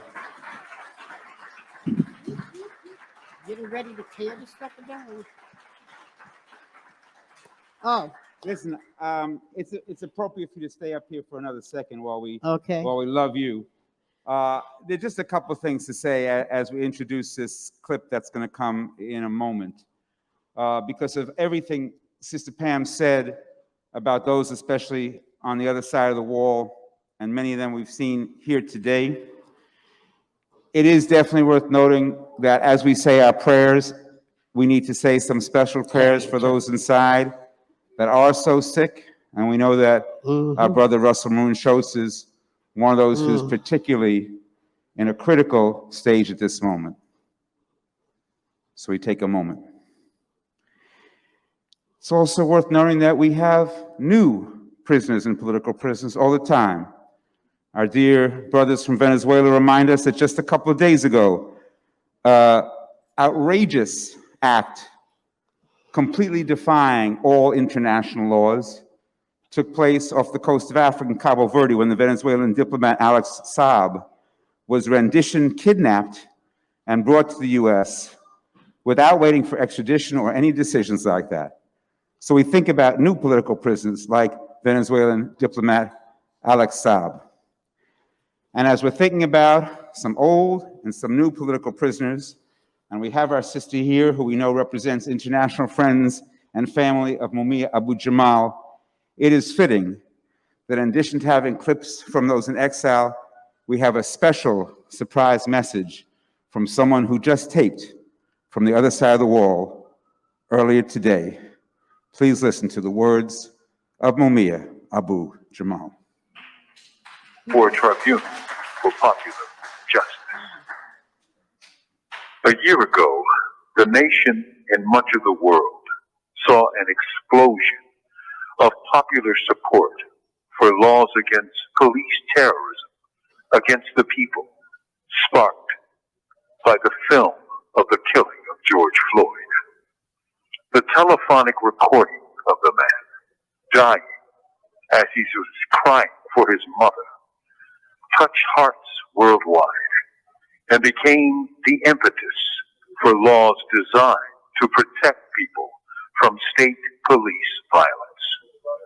The roiling ferment from this mass, multiracial protest forced this question into a national issue demanding a broad and national solution through Congress. And so this issue went to Congress to die. Politicians whittled and waited until the din died down and protesters went back home. The media found new spectacles, and the politicians slowly choked the police violence bill into a quiet, inglorious death. Why should that concern us at the tribunal? Because it reminds us of the truly precarious nature of Black life in America, both then and now. For several centuries, Black folks and our allies fought against the torture of lynching, sending countless petitions and pleadings to Congress, where they died in silence. The iron grip of the slavocracy still held sway in Washington until the waves of Black freedom and anti-war movements washed much of this away. But white supremacy wears many faces and adopted the garb of neoliberalism to wage war against the poor as well as Black communities, often co-opting Black allies. These neoliberals brought new vigor to the industry of repression, building prisons across rural America, while the corporate media further demonized Black life in or out of prison. It should not surprise us that Clintonian neoliberalism built and filled more prison cells for juveniles than any other jurisdiction on earth. Now, today, after one of the biggest civil rights protests in history, here I'm speaking of the George Floyd actions, the bill named in his memory is as dead as Floyd himself. For Congress is once again in the grip of a fascist fever that was seen by all on January 6th. It is still feverish, and it is unwilling or unable to sign its name to any civil rights bill, unless, of course, it benefits Donald Trump. And if Black freedom is off the table, state repression is on it. This tribunal needs to seize the time and back the tide of history and oppose state repression while expanding the call for Black freedom, for abolition, and an end to mass incarceration. From Imprisoned Nation, this is Mumia Abu-Jamal. Thank you all for coming and listening. These commentaries are Free Mumia! Prison Radio. Free Mumia! Free Mumia! Free Sundiata! Free Sundiata! Free Maroon! Free them all! Free them all. I'd like to make one announcement. Could you please refer to me as Warrior Woman Mama Pam? Warrior Woman Mama Pam. All right now. Thank you.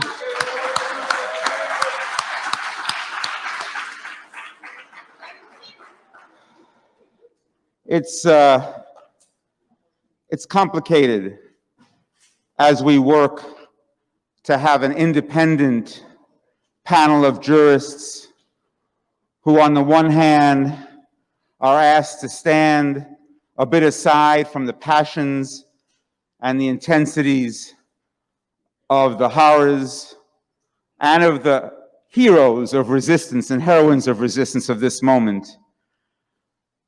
But as we do that and begin to look at US human rights abuses from an international perspective, another complicated feature is this piece of what roles colonies, neo-colonies, but also direct colonies play in this question of internationalism.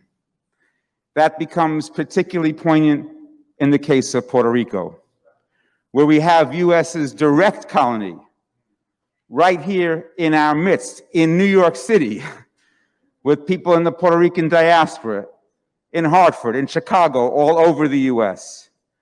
And so when we have Puerto Rican political prisoners and we have truly international struggles to free them, we begin to look at some of that international national dynamic.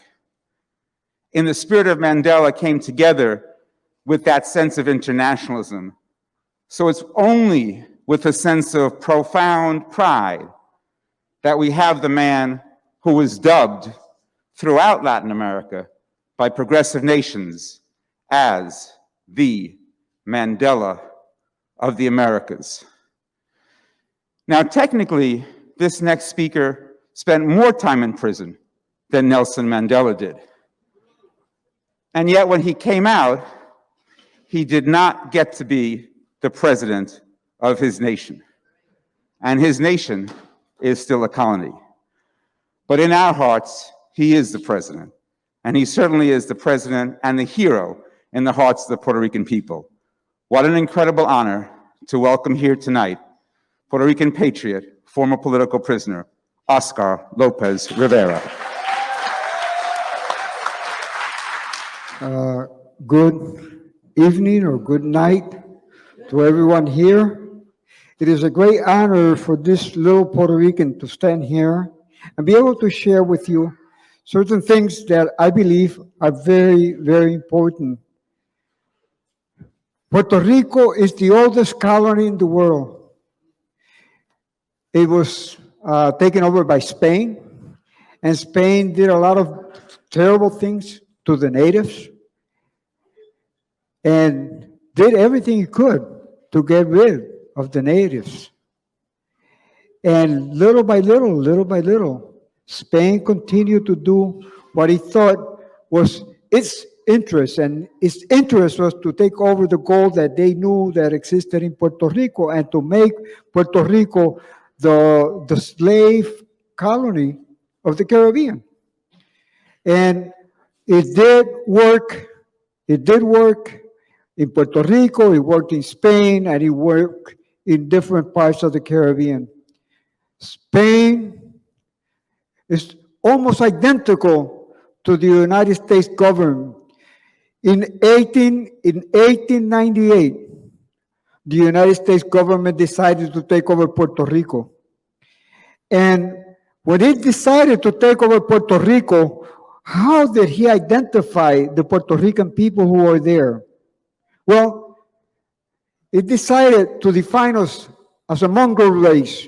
A mongrel race. We were lazy and we were not any good. And then, to top it all, although there were Puerto Ricans already who were exercising self-government, they said that since Puerto Ricans were not Aryans, they were incapable of self-government. So the only governments that could govern Puerto Rico were the ones that Washington will impose on us. And it did not waste too much time.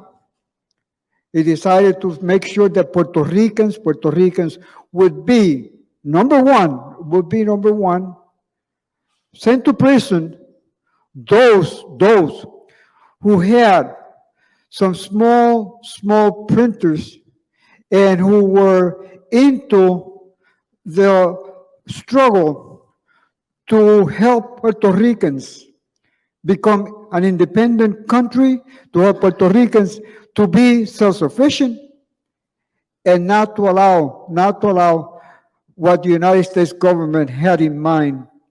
Four Puerto Ricans were incarcerated in 1899 just because they had the ability to write, as newspaper people did, and had the small printers that they could use to bring messages to the Puerto Rican people.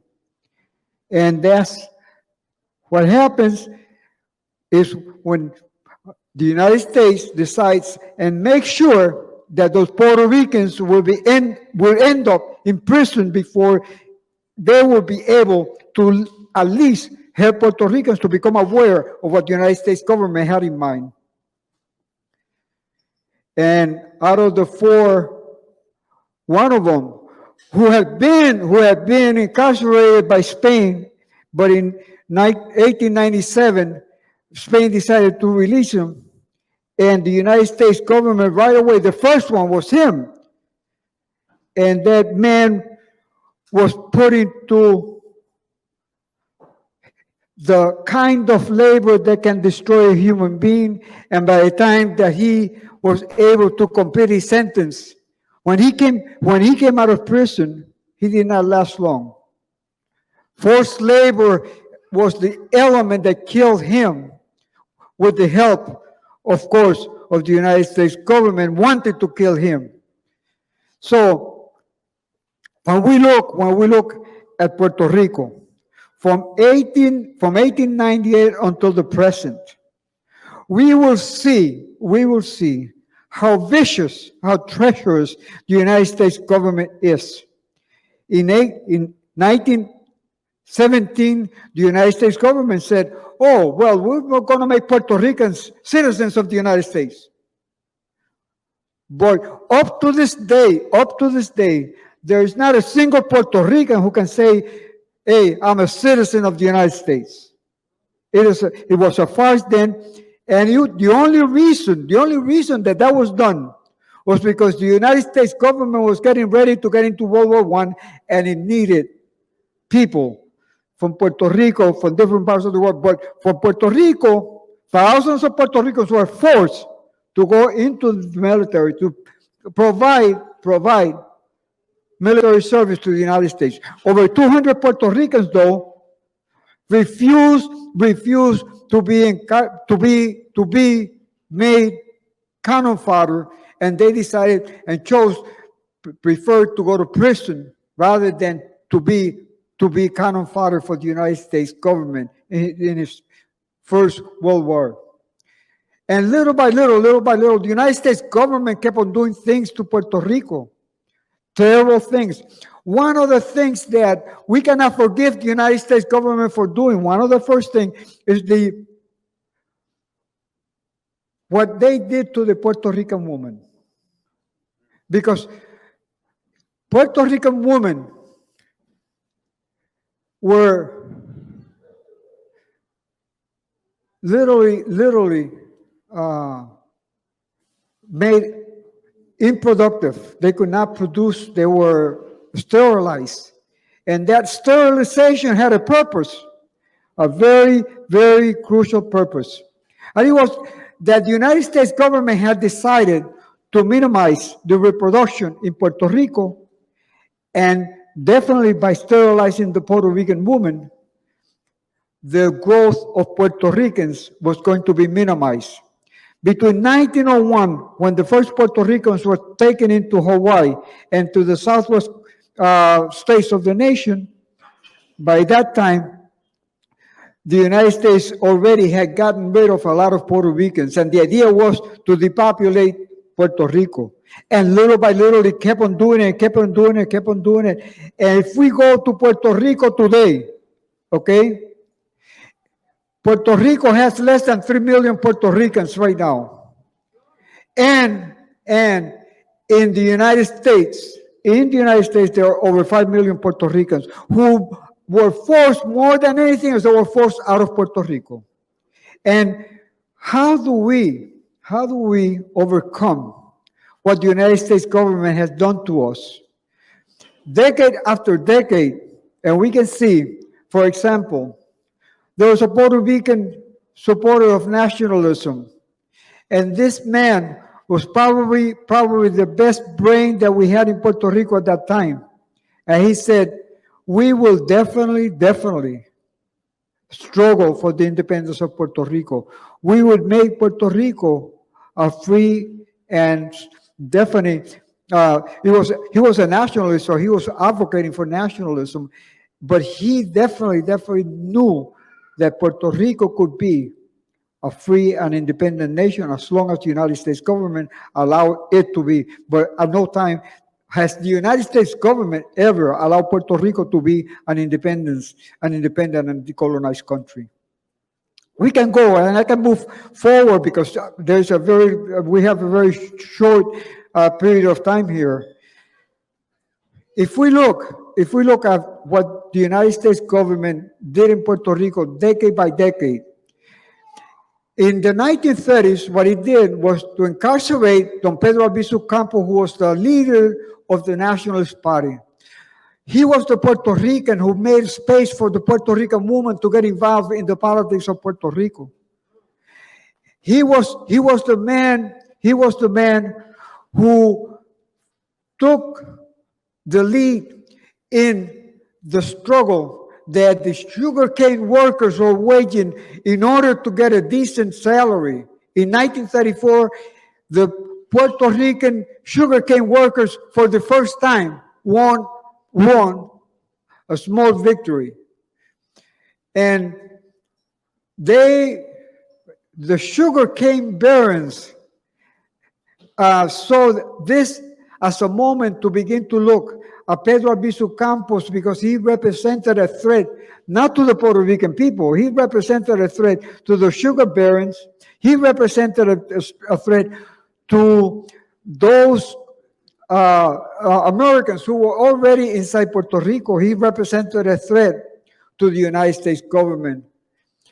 And in 1936, the United States government already had a judge, a prosecutor, and he had brought 3 years before that a man who was an American who had been involved in Nicaragua, an American who was a soldier, who was a killer, who was known as a killer, and they brought him to Puerto Rico to run the police department. And all of a sudden, for the first time in Puerto Rico, there was a massacre in Rio Piedra. 4 students were killed in Rio Piedra. 4 students. And he was glorified for doing that. But luckily, there were 2 young Puerto Ricans, and they decided to attack this man who was at that particular moment in charge of the Puerto Rican police. And they went and found the way. He invited them into the car, and one of them just killed him. But because he had already put the Puerto Rican police completely against them, against the Puerto Ricans, not against this American who was sent to Puerto Rico to be in charge of the police. The Puerto Rican police decided to kill the 2 young Puerto Ricans who were the ones who killed that American who was there to be in charge of the police. I'm going to go a little bit fast and see if we can get into a point that I can. When Luis Muñoz Marin came to power in 1948, when he came to power, the first thing that he was pushing was the gag law in Puerto Rico. The second thing that he was pushing was something that the United States government and the Congress of the United States were invented. And between the gag law and what the United States government was invented in Puerto Rico, which was defined as the free associated state of Puerto Rico, and there's never been a free associated state in Puerto Rico, but that's what the Congress of the United States and Luis Muñoz Marin chose to call what they were doing. And when we look, the gag law put thousands of Puerto Ricans behind bars. And when Puerto Rico, when this thing about that Puerto Ricans had already exercised the right to self-determination by this thing that they call the free associated state of Puerto Rico, Estado Libre Asociado de Puerto Rico. And all of a sudden, Puerto Rico, that had to be under the list of countries that had not achieved their self-determination, all of a sudden, by the Congress of the United States and by the law of Luis Muñoz Marin, Puerto Rico all of a sudden were citizens of the United States because they didn't have to. The United States government said that they had exercised their right to self-determination. Up to now, no Puerto Rican can say that he has really achieved his self-determination. It doesn't matter how we put it. So this is 2021. And what the United States government has done, decade behind decade, decade after decade, decade after decade, is to exploit the hell out of Puerto Rican. And if we go to Puerto Rico, and one of the things that I want to make as fast as I can is that the United States government decided to go around all Puerto Rico and begin to militarize the land of Puerto Rico. And in the island of Vieques, by 1940, it had decided to eliminate over half of the population of Vieques. And all of a sudden, thousands of Viequenses were going into the Virgin Islands, into Puerto Rico, the mainland, and into the United States, pushing Puerto Ricans out of Puerto Rico, and little by little, depopulating Puerto Rico. And at the same time, introducing more and more of the capitalists who were going to be, and still are, the people who control Puerto Rico. Now, if we look between what the United States government did with the creation of the Estado Libre Asociado, the Free Associated State of Puerto Rico, and what it did with the gag law, and what it has done since then, we will see how threatened Puerto Rico is. But one thing that I can guarantee you is this: Puerto Ricans love Puerto Rico. And Puerto Ricans are willing to sacrifice their lives for Puerto Rico. And Puerto Ricans will struggle until Puerto Rico is an independent and sovereign nation. We can be certain of that. When I come to the United States to speak to the Puerto Ricans, I always remind them that Puerto Rico is the promised land for all Puerto Ricans, and that we have the right, we have the inalienable right to be citizens of Puerto Rico, not citizens of the United States, and not citizens of anyone else. And we will definitely struggle until our last breath to make sure that Puerto Rico is an independent and sovereign nation. And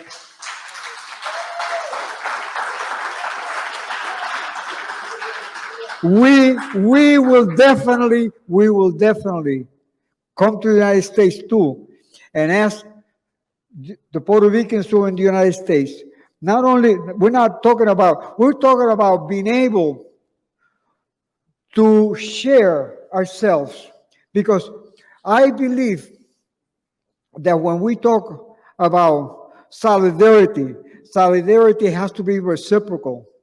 And I'm a Puerto Rican, and if I have to come into the United States and fight with the brothers who are here, there's something here that I want to mention, and I'm going to go real fast. I had the opportunity to spend time with some of the brothers who are speaking here. I had the opportunity to spend time with the brother Jihad. I had the opportunity to have spent quite a bit of time with brother Sekou. And there are others too, but those two are deep in my heart. And whenever, if ever, I can come back, and if I have to struggle here, I will do it here too. So I thank you very much, and have a good night.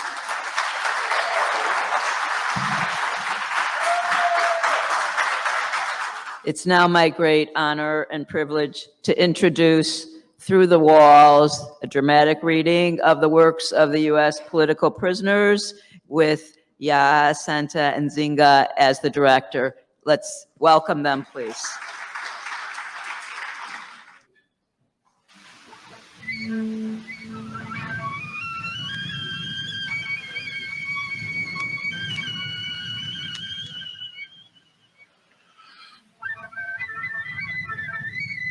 What is a political prisoner? What is a prisoner of war?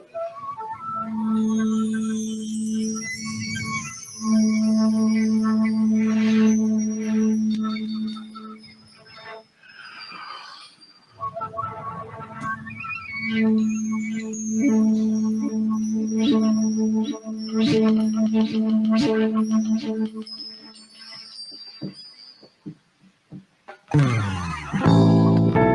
political prisoner, a person held in confinement because of their support of or identity with a people struggling for freedom from an oppressive government or against its oppressive policies. A prisoner of war, a national combatant of an oppressed nation held in confinement by the oppressor nation because of their support of or identity with the oppressed nation's war for self-determination, independence, or national liberation from the oppressor nation. What did these political prisoners stand for? All is outlined in the Black Panthers 10-point program. We want freedom. We want the power to determine the destiny of our Black and oppressed communities. We want full employment for our people. We want an end to the robbery by the capitalists of our Black and oppressed communities. We want decent housing fit for the shelter of human beings. We want decent education for our people that exposes the true nature of this decadent American society.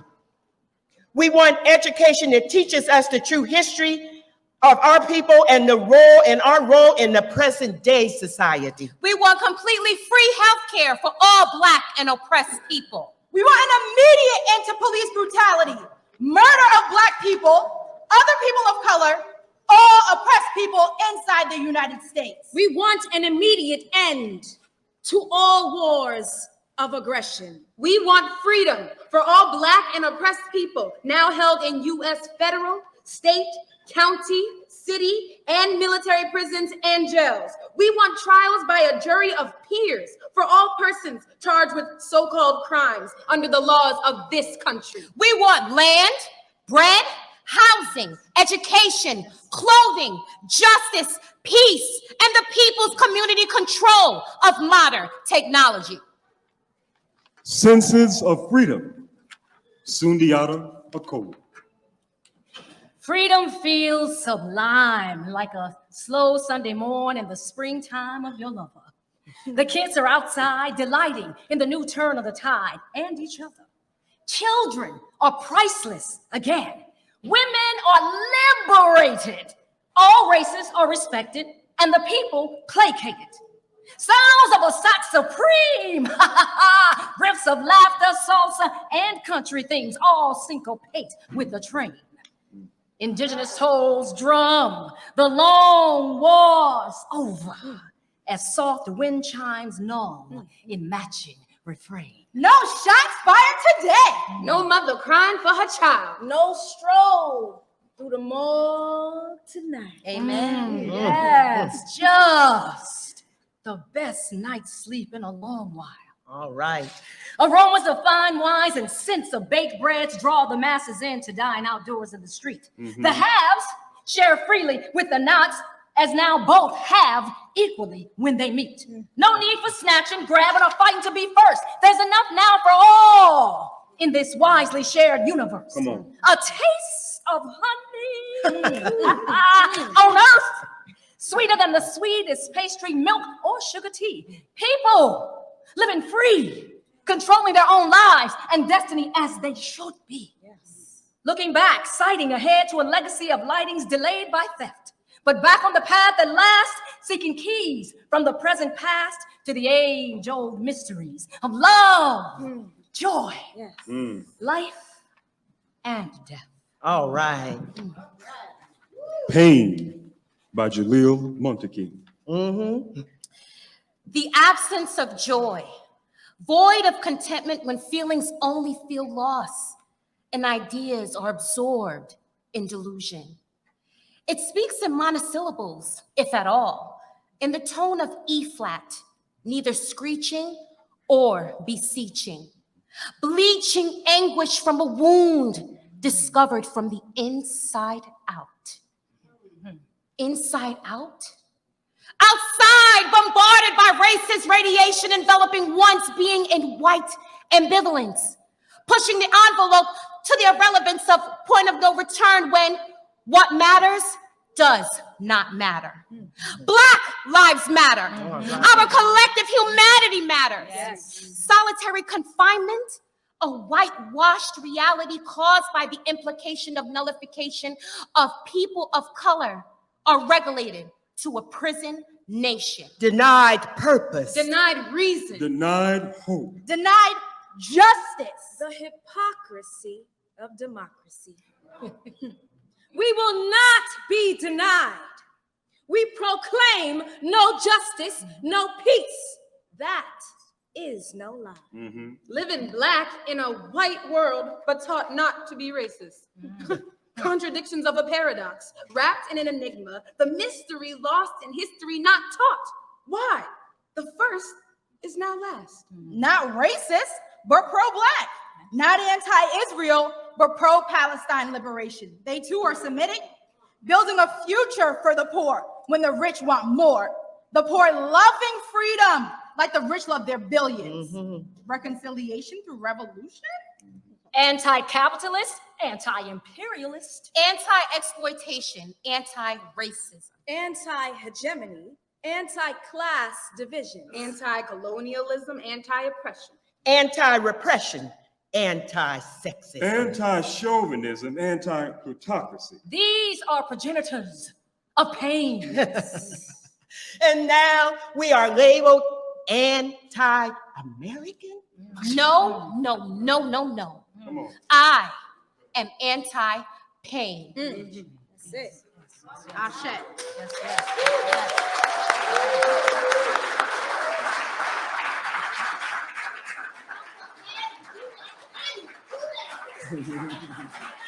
All right, Sister Dequi.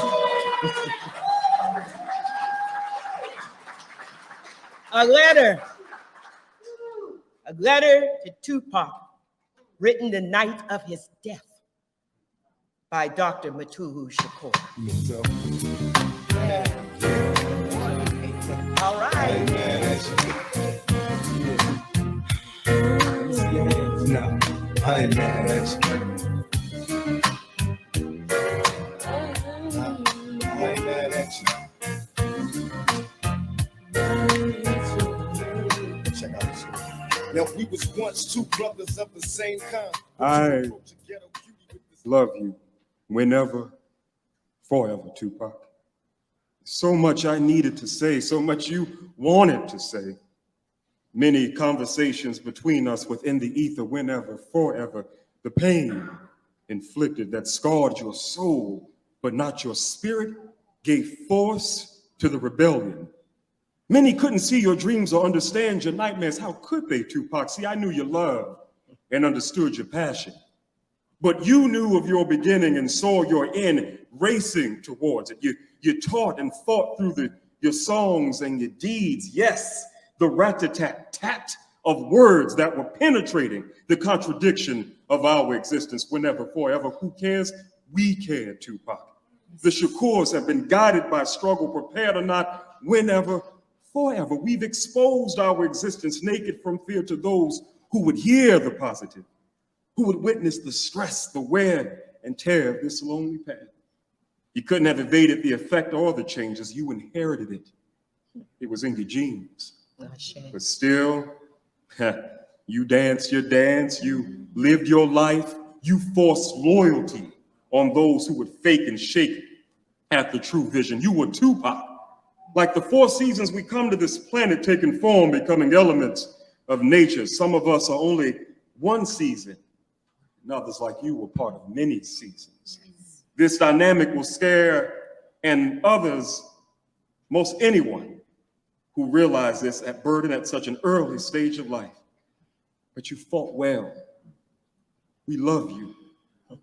We understand forever, whenever. Please give my love to our family. Ask them to help you on the other side. Tell Zayid, Lumumba, Abby, Brother Legs, Matari, and Atala that they are to continue to help us down here. All right. Shakur's love is strong. Whenever, forever, Friday the 13th didn't mean a thing. Life is for living and dying well, whenever, forever. Allah knows best. We choose the quality of our life. You understand the pain of disappointment in the ones you love. You pushed so many away. You burnt so many bridges so they wouldn't follow you into the battles against the demons you were facing.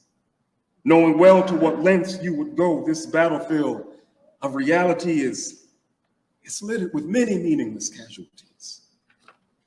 You never yelled out, "Somebody, save me."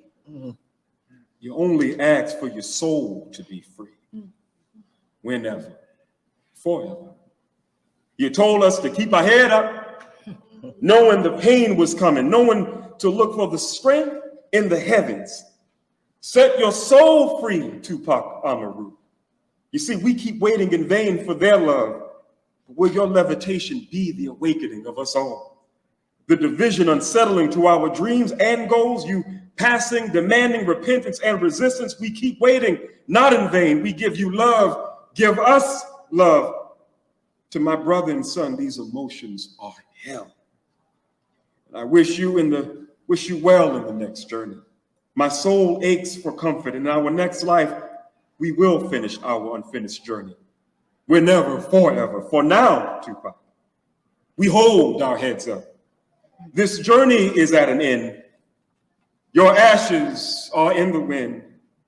Friends and enemies will have to look to the stars. You are truly a star navigating through the dynamics of this, your path chosen before you arrive. Lessons we've gained will materialize after you're gone, whenever, forever.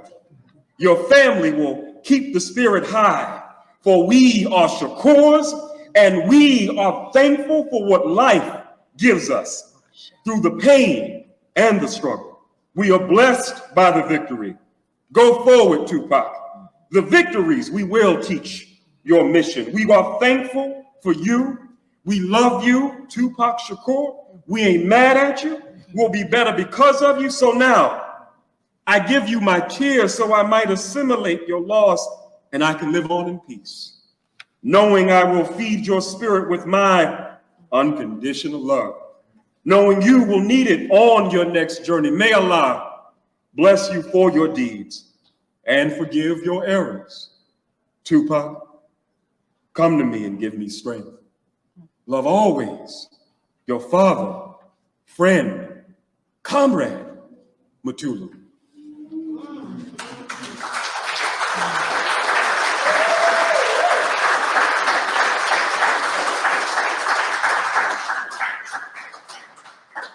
Me in the world, Jamil Al-Amin. Behind every throne is an altar. He who excuses himself accuses himself. That's it. Truth is the eye of the storm, and I, no more than a raindrop in search of a fertile place to fall. A scribe whose ledger is the wind, a poet who speaks to the deaf, a teardrop in the face of time, a rainbow in the minds of the blind. Look for me in the world. When? The sharpest sword is sharpened in the contempt of death. Martyrs without borders harvest from the seeds of the survivors of the Middle Passage. Those who by my Lord's leave could not be broken, would not be broken. The answer of the prayer of those who were chained and shackled, buried in the hulls of slave ships, made to lie down in their own waste. On their necks the scars of chains, and on their bodies imprinted the indelible evidence of an unyielding cruelty. Human cargo. Human cargo denied the crumbs of human compassion. The exertable commerce, commodity by circumstance. Political by birth, enduring the blessed curse. The mission placed in our hands, placing our thoughts above understanding in order to overstand complex completenesses, moving together gracefully while going our own separate way. Bound together at faith, this divisible only by the invisible. That's right. Unrelated relationships, often rarely occurring, commonly uncommon, unique in the purest of heart. So to avoid defeat, I have stood still and stopped the sound of defeat. I brought the heart when heart was the beat. Come on. From talking in drums to cyber, holding all hate as libel, holy cause denial set, hating on me because I keep forgetting to forget. Forget? Ain't no beat for this. Punks jump up to get beat for this. Talk about it. 2020 hindsight only allows you to see clearly what you missed.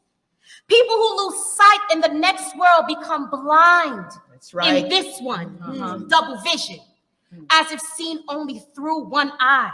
Only the most intelligent fool dare give it a try. Truth is the cry of all, but the discipline of the few. There is no worse lie than truth misunderstood by those who say they knew. Talk about it. That's right. The mercy of the Creator is the door conscious struggle comes through. For those who boast about excellence of their ancestors, we say that is true. But what about you? Truth is trust. Falsehood is treason. Justice is a matter of virtue, no like matter, no nicely calculated, less or more, no civil right issue. To respect the law in the context in which the Negro finds himself is simply to surrender self-respect. James Baldwin. Truth is just as it prevails over falsehood. Silence is no longer the poet. Every soul delivers its ruin by its own acts. He who excuses himself accuses himself. The whirlwind cubs, no more. The young lions roar.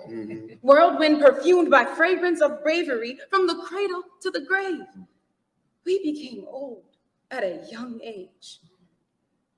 In a world when justice and law are two different conversations. Justice, a product commercially registered by barcodes. Law, weaponized litigation. Intellectual masturbation that yields no fruitful ejaculation. And there it is. The world, when you are at ease with eulogies telling lies about those who die. Among them is a man who says, grant me exemption and draw me not into trial. Have they not fallen into trial already? Quran 9:49. Order your paws on the cause. If not for the love of Allah, I don't care nothing about none of y'all.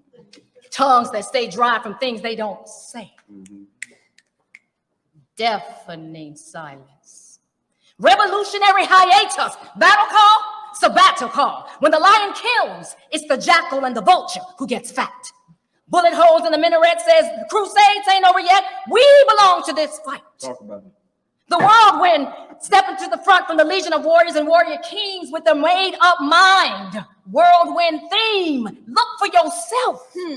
A love supreme. A fat dog makes a poor hunter. Yes.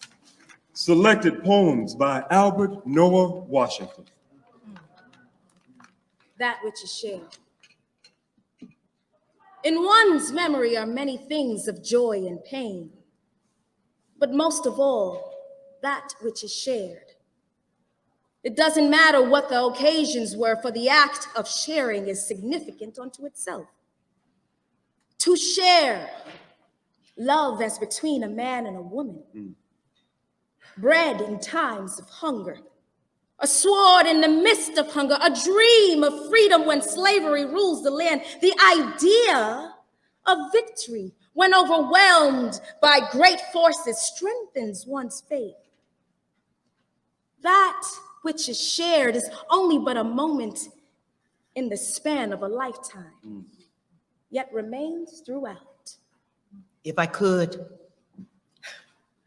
oh, I would if I could walk from the mountain to the sea just to see the high tide and return to sit on a plateau and watch the dance and the grass of it just move across the plains. I'd build me a shelter in the forest, clear me some land to grow me some food, take me a mate whose laughter comes naturally and can sing from her soul. Summertime and the living is easy. Yes, fish are jumping and the cotton is high.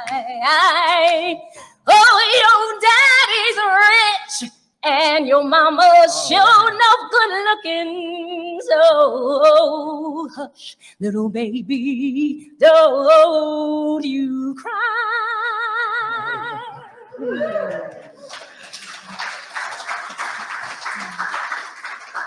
And if I really could, I'd dismantle your political system, turn off your electricity, steal your batteries and all your conveniences, and just leave you with a few books of wisdom so that we may leave each other,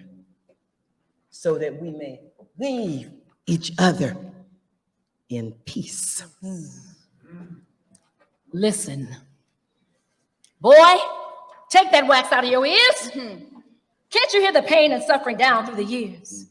You hustle nickels and dimes to get you a sip, steal your mama's rent money for some drug trip. You don't remember Malcolm, hardly knew King, and the murder of black men, women, and children to you don't mean a thing. Won't raise a hand against the brutalizer. Oh no, but will cut my throat if I bump into you for being an apologizer. The truth of the matter is, you don't want to hear. You don't want to hear. Beat your woman and child to mask your fear. Keep shucking and jiving, pretending you got it made while working black men are sent to an early grave. Oh, I could go on and on and on and tell you it all, but I realize it's like talking to a wall. You don't want to hear. You don't want to listen. Don't want to be bothered in your self-made prison. So, if as a people, we want dignity and pride, our first order of business is sweeping you aside.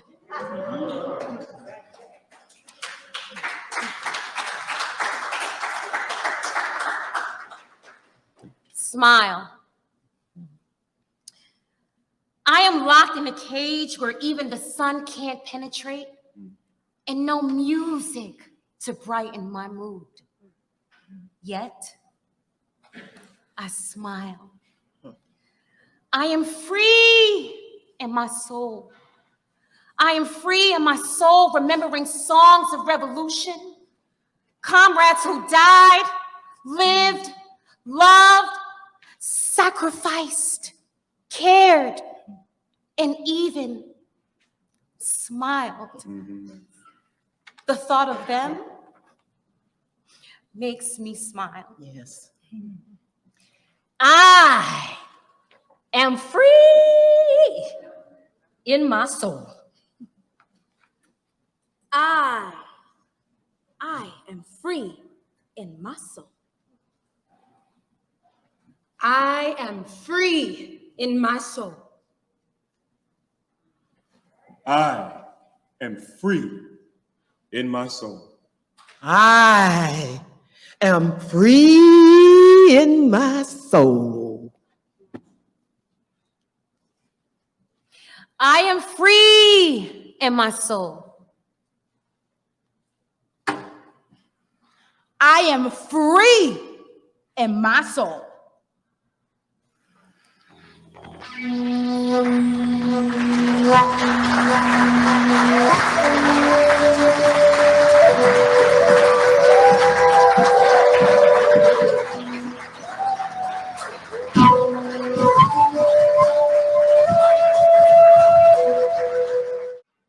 Wow. Can I get a wow?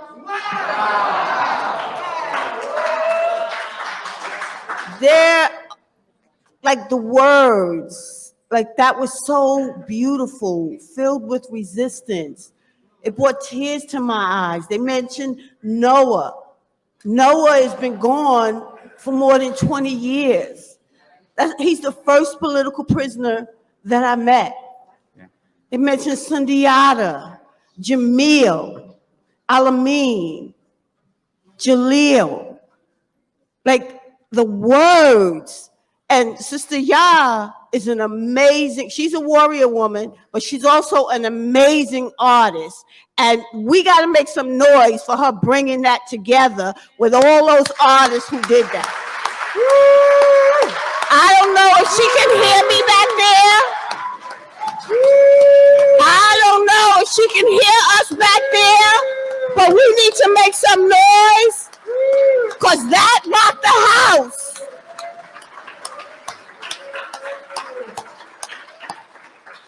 When we're talking about we charge genocide, and everybody up here has spoken about political prisoners, what Yah and those sisters and that brother did, they brought our political prisoners into this space. They brought their lives, they brought their sacrifice, they brought their voice, and they brought their legacy. And we owe them to make sure that every single day that we have breath in our bodies, that we are doing something to do exactly how they close and say free them all. Not as a cliche, not as a chant, but as a work of our everyday practice. You make prayers 5 times a week, 5 times a day, then we are doing the work of freeing ourselves and our political prisoners. Every waking moment. We don't all have to do the same thing, but I know one thing is for sure, we can all do something. We can all do something. So they came back out. I'm so filled up. I just want to thank you for doing that. Because people forget about our political prisoners.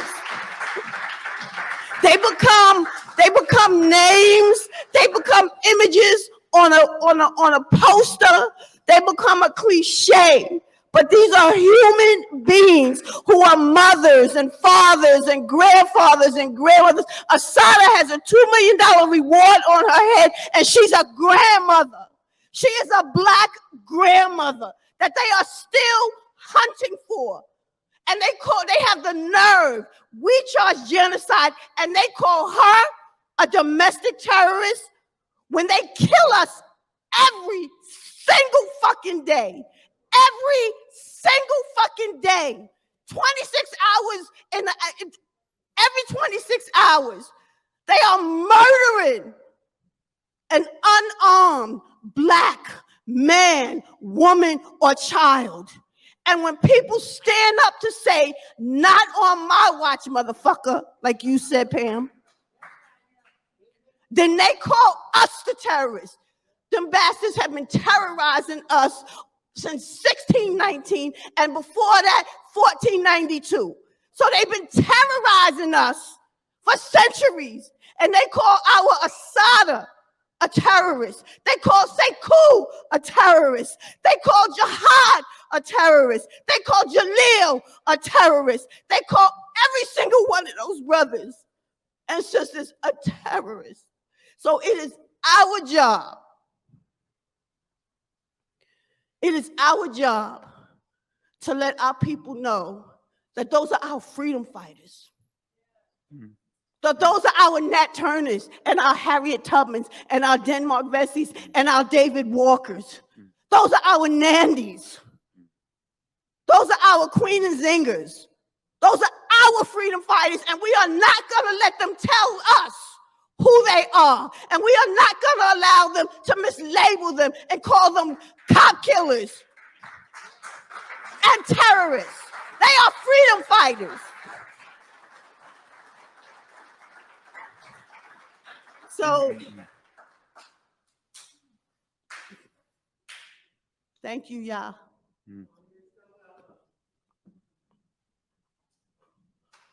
There's not a day that goes by that I don't think about the lives of Abdul Majid and Robert Seth Hayes. I never met Kawesi Balagoon, but I love him because he loved us.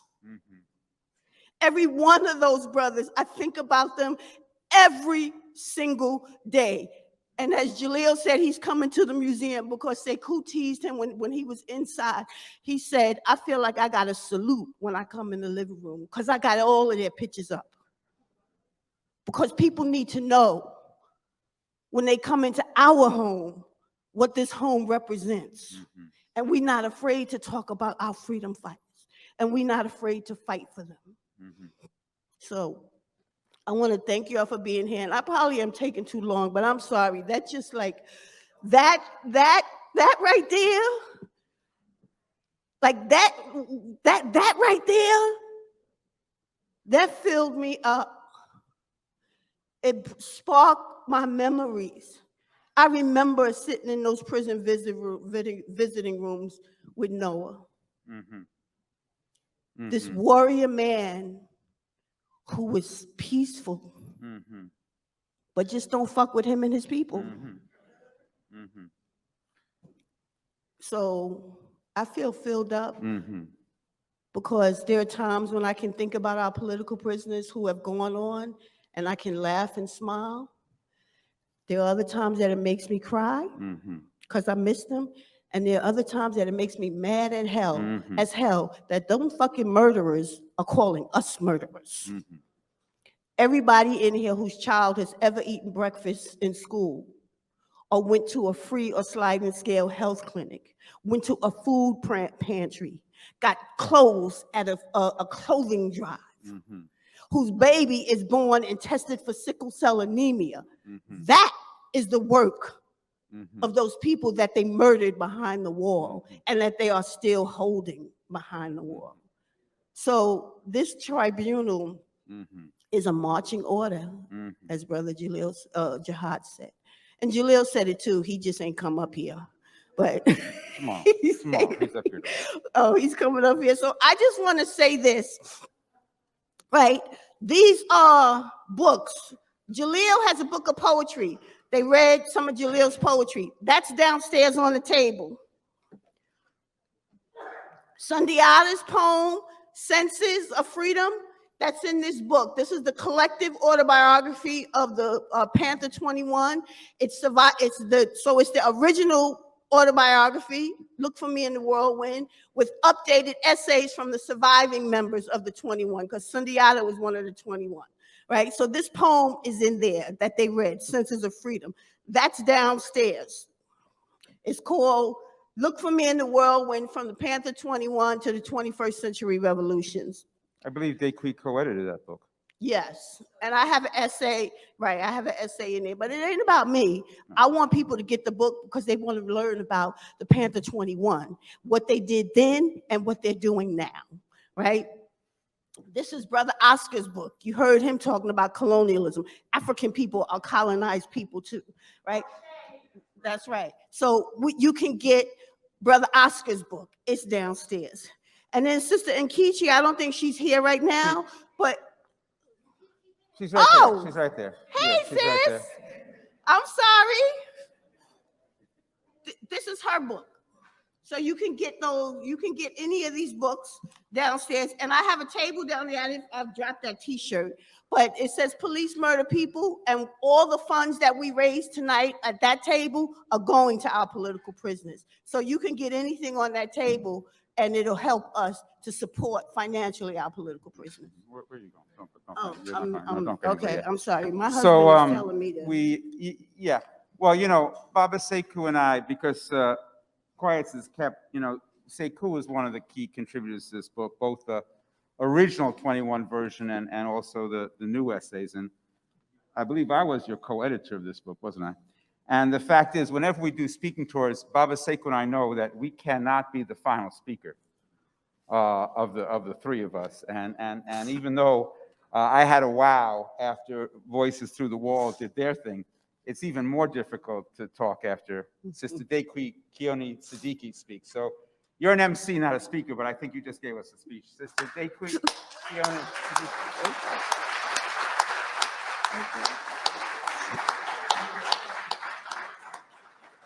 But before we get you to leave, we do have the MC duties we got to do, and this is the last of the presentations tonight, the last of the culture tonight, and speeches, and a combination of speeches that are poetry and culture all at the same time. And I do say it's complicated, as I said before, for me in so many ways to balance these things, because I did get to meet Baba Noah Washington. I met him actually the first time with David Gilbert, who had his parole hearing just a few days ago.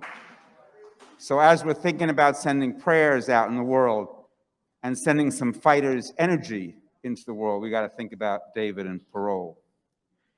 But right now, we're excited to close this evening with some music and some spoken word. And we have a special surprise clip, which I believe Sister Dequi is going to say something about very quickly. And then we're going to do it in the opposite? Yes. Okay. We have a special live performance, and we're going to end with a surprise clip. And I'll say something about the live performance briefly, and then Dequi will say something about the clip. And when the clip is over, you'll know it's time for us to go home and get some rest. I will just say that this place is opening at 9 o'clock tomorrow for us to come and register and buy books and get to meet each other. And we're going to start the tribunal itself, the testimony, at 10 o'clock. So don't come at 10 unless you want to miss the beginning. Come at 9 or 9:40 if you must. But at 10 o'clock, the live stream starts, and at 10 o'clock, the tribunal starts. It's very exciting to have this final group of musicians. They're not exactly easy to name because they're kind of ad hoc for tonight, but they contain an extraordinary group of saxophonists and a spoken word artist. Now, the saxophonist Ben Barson and the spoken word and hip hop artist Nejma Nefertiti are part of the Afro-Yaqui Music Collective, as is Mama Charlotte O'Neill, who you heard from earlier. And with them are some extraordinary musicians who each in and of themselves are amazing instrumentalists, multi-instrumentalists, and people. So we have Darrow Baruzzi, we have Maskoga, and we have the extraordinary Salim Washington, who's here from South Africa, even though he's rooted here, moved there, back here now. An incredible honor to have him with us tonight. And I put there kind of almost as a joke, the sax quartet reunion, because many of them came together, as did I, with Fred Ho and the Scientific Soul sessions. So it's nice to remember Brother Fred at this moment, and how he, like Sister Dequi, like so many others, actually not only did their music and their politics and their art integrated, but they even made some of their own clothes. Now, I don't have that talent, but I will say that I'm wearing some boots and shoes today that were designed by Sister Nejma Nefertiti. So at least I pay homage to those artists and musicians and cultural workers and revolutionaries who do all the same together. So first you'll hear from them, but we're going to introduce the clip as well so we can package it together and get on with the evening and see you guys tomorrow.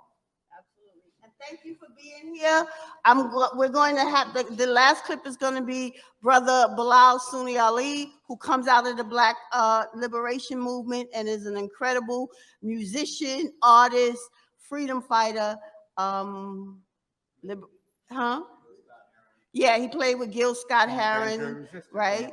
So, and a former political prisoner. So we make freedom and we make art. So enjoy. Thank you for being here. You are in for a real treat. Sister Nejma is like incredible hip hop artist, singer. Like, you are in for a treat. So thank you for being here, and be safe as you travel.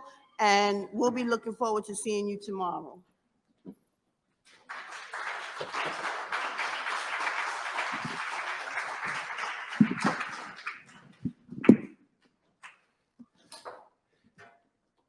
Thank you for all the amazing consciousness lifting, revolutionary freedom fighting, free 'em all. We are honored to be here. We're the Saxophone Liberation Front, which is a group that Fred Ho started. Fred Ho gave his life for freedom, political prisoners. He was murdered by this disease called cancer, which he theorized that capitalism at the cellular level, capitalism being the system that extracts raw materials and labor and lives from oppressed nations, Black, Brown, Indigenous, and exports Superfund sites, exports Keystone XL pipelines, exports mines, exports misery and death and environmental racism, and exports cancer. And that's why Fred Ho said that cancer is capitalism at the cellular level and capitalism is cancer at the global macro level. And so this song that he wrote, which we're about to play for you right now, is a historic piece called Free New Africa Boogaloo. And it's about all the people in the Black freedom and Black liberation movement working to build New Africa today. So without further ado, Free New Africa Boogaloo.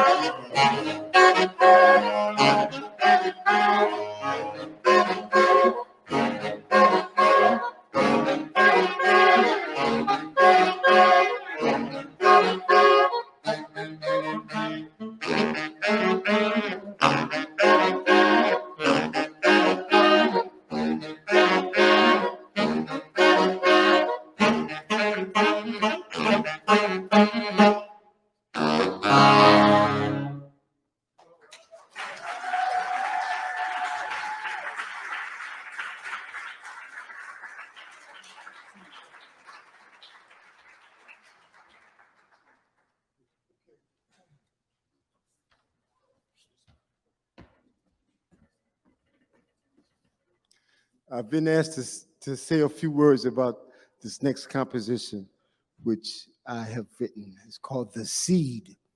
And the seed is like the sister said before us, it's like a raindrop looking for fertile ground to moisten.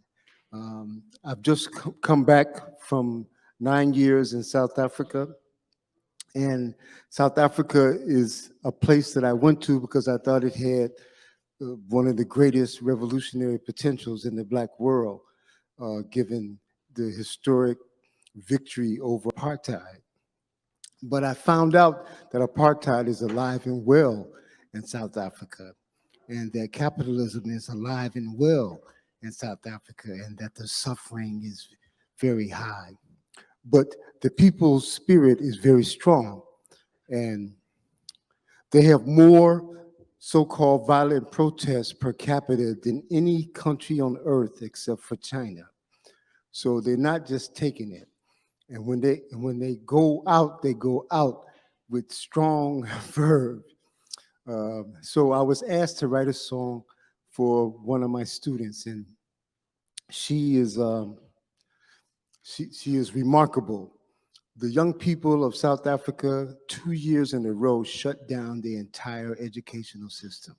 Just shut it down because of the failed promises that they made to the youth. And so this song is about the youth in a way. So it's beautiful to see here that we have people that are young, people who are no longer young, such as myself, and that we're in conversation with one another, because without the seed, without the potential for growth, then all is lost.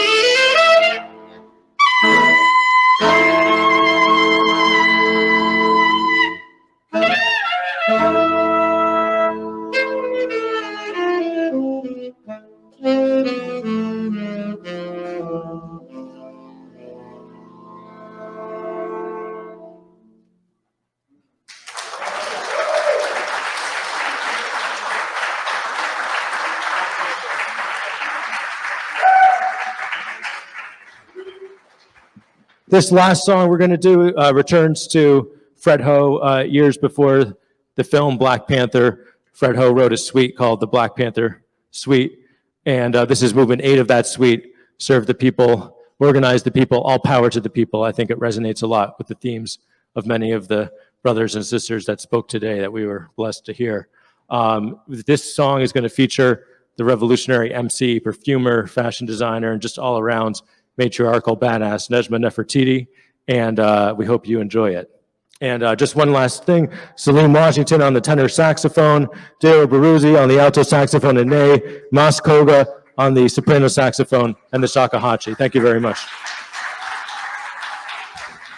This song is dedicated to Russell Maroon Shoatz, who last night in SCI Dallas was denied IV nutritional treatment, which was what his doctor ordered the prison staff to give him, and he was almost forced to sign a do not resuscitate form, which would have been basically equivalent to him signing his own death sentence. Luckily, he did not do such a thing, and his legal team has forced the prison to send him back to a hospital where he's in the care of some professionals. But Russell Maroon Shoatz is in grave danger. He needs our support. There is a letter writing campaign going on right now to petition a judge in Philadelphia that's overseeing his plea for compassionate release. If you do tinyurl.com/letter4maroon, that's the word for and not the number, letter4maroon, tinyurl.com, letter4maroon. If you're watching this online, please do it. We need that help. But right now, this song is dedicated to Russell Maroon Shoatz. Let him be in the building with us. Like I said, Organize the People, All Power to the People, number 8 of the Black Panther Suite.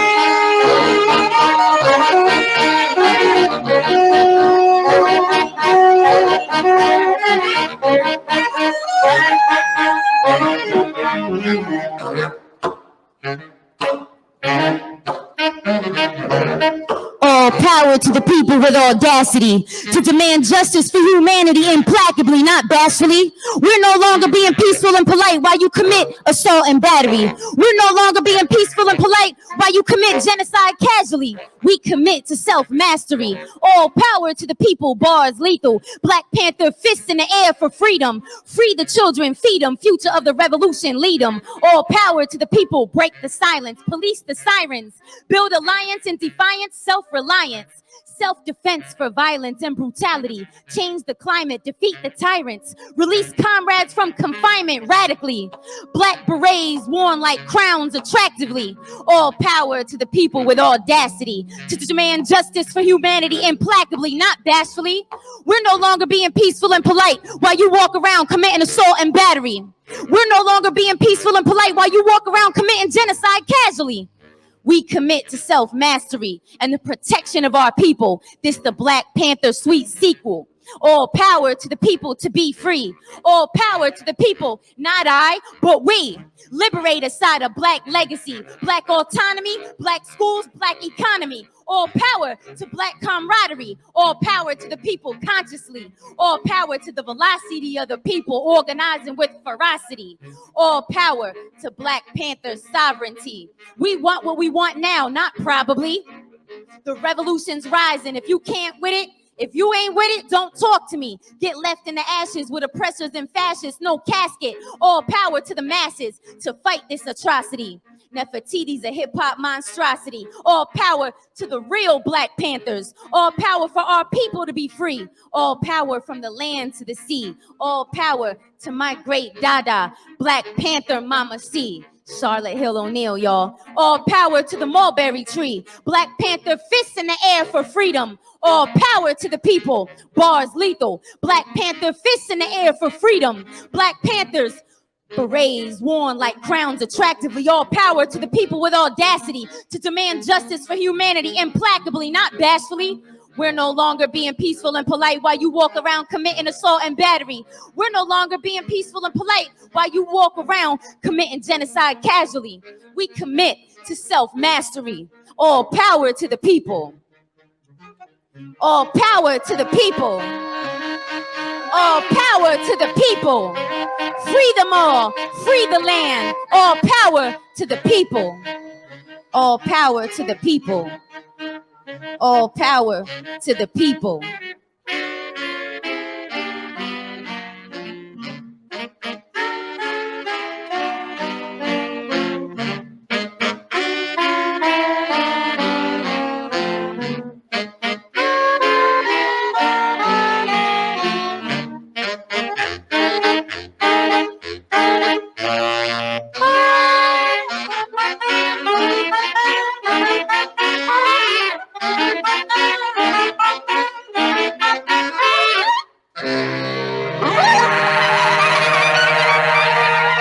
Put your fists in the air for freedom, y'all, for revolution, for our people.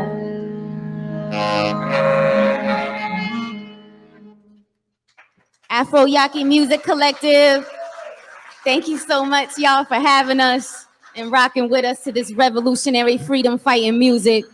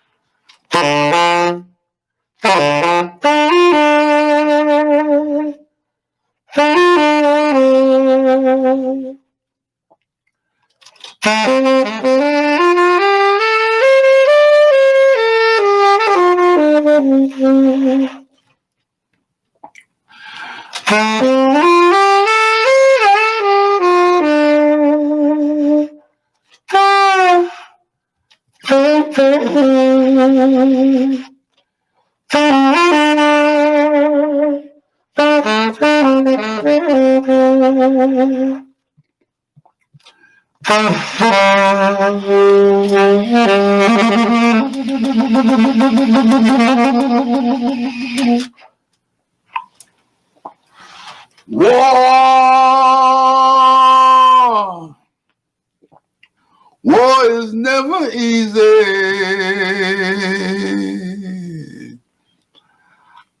You know it's bound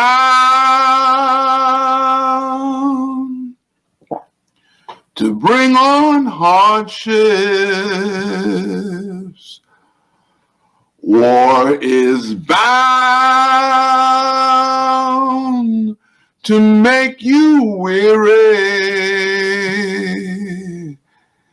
You gotta reach out for me.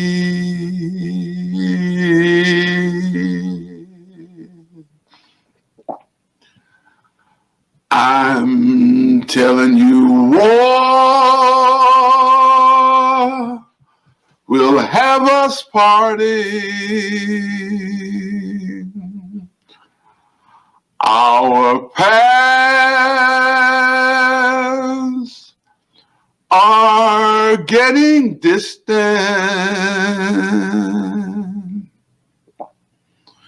We might not get a chance to see each other ever again until we win.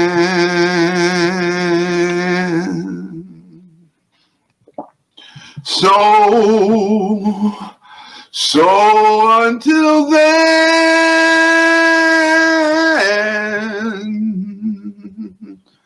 until we win,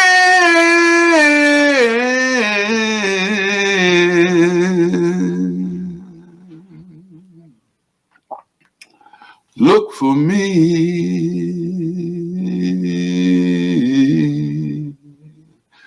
Look for me in the whirlwind.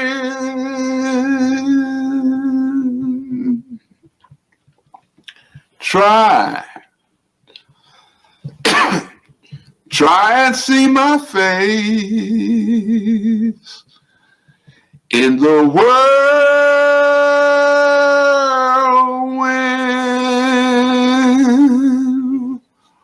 Why don't you try to grab my hand through the whirlwind.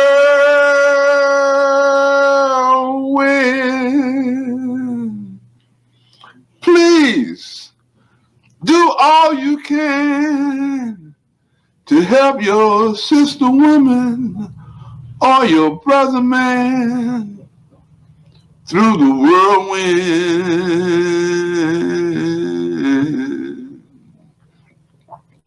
Reach out for me.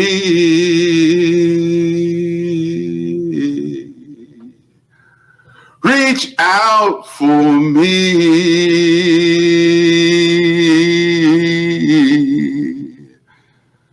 reach out for me.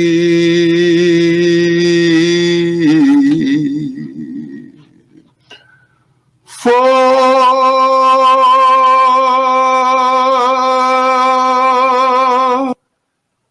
victory.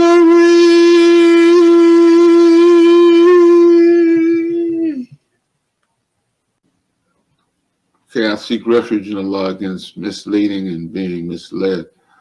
I seek refuge in Allah in betrayal and being betrayed into ignorance by others. I ask Allah to guide my heart and to guide my tongue as to the things I wish to say. And I really don't have a whole lot to say except, Assalamu alaikum, shalom, free the land. To everyone, hope I've included everyone. I know that doesn't include everyone, but everyone should feel included in those greetings.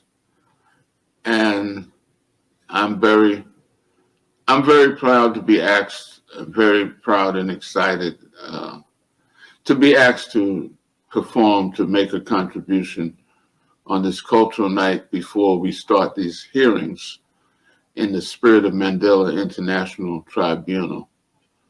I know we've worked hard on this tribunal, and we're going to be working even harder once the tribunal once those hearings have been finished, once the report has been made to the United Nations. We need to report to our people. A lot of times when a trial is on and we're on pins and needles, wondering what is going to happen. Are they going to be found guilty or are they not going to be found guilty? In this case, we know with the war, all the different aspects of war that's been waged against us, against Black people, against brown people, against indigenous people, against Black and brown indigenous people, that they're going to be found guilty because they are guilty. And then we having an international panel of jurors find them guilty. We need to report that. After reporting it to the UN, we need to begin reporting it to our world, to our population, to the children in high school, to the children in junior high, and even to the babies in schools, in preschool. We need to make it clear that the United States is guilty of all of these crimes, of torture, of human rights violations. We know they're guilty and they'll be found guilty. And then we have to come up with what are we going to do about it in terms of what are we going to do to make sure that we can overcome the violations of our human rights that we're being presented with. That's our job and that's our duty, to pass it on to the next generation.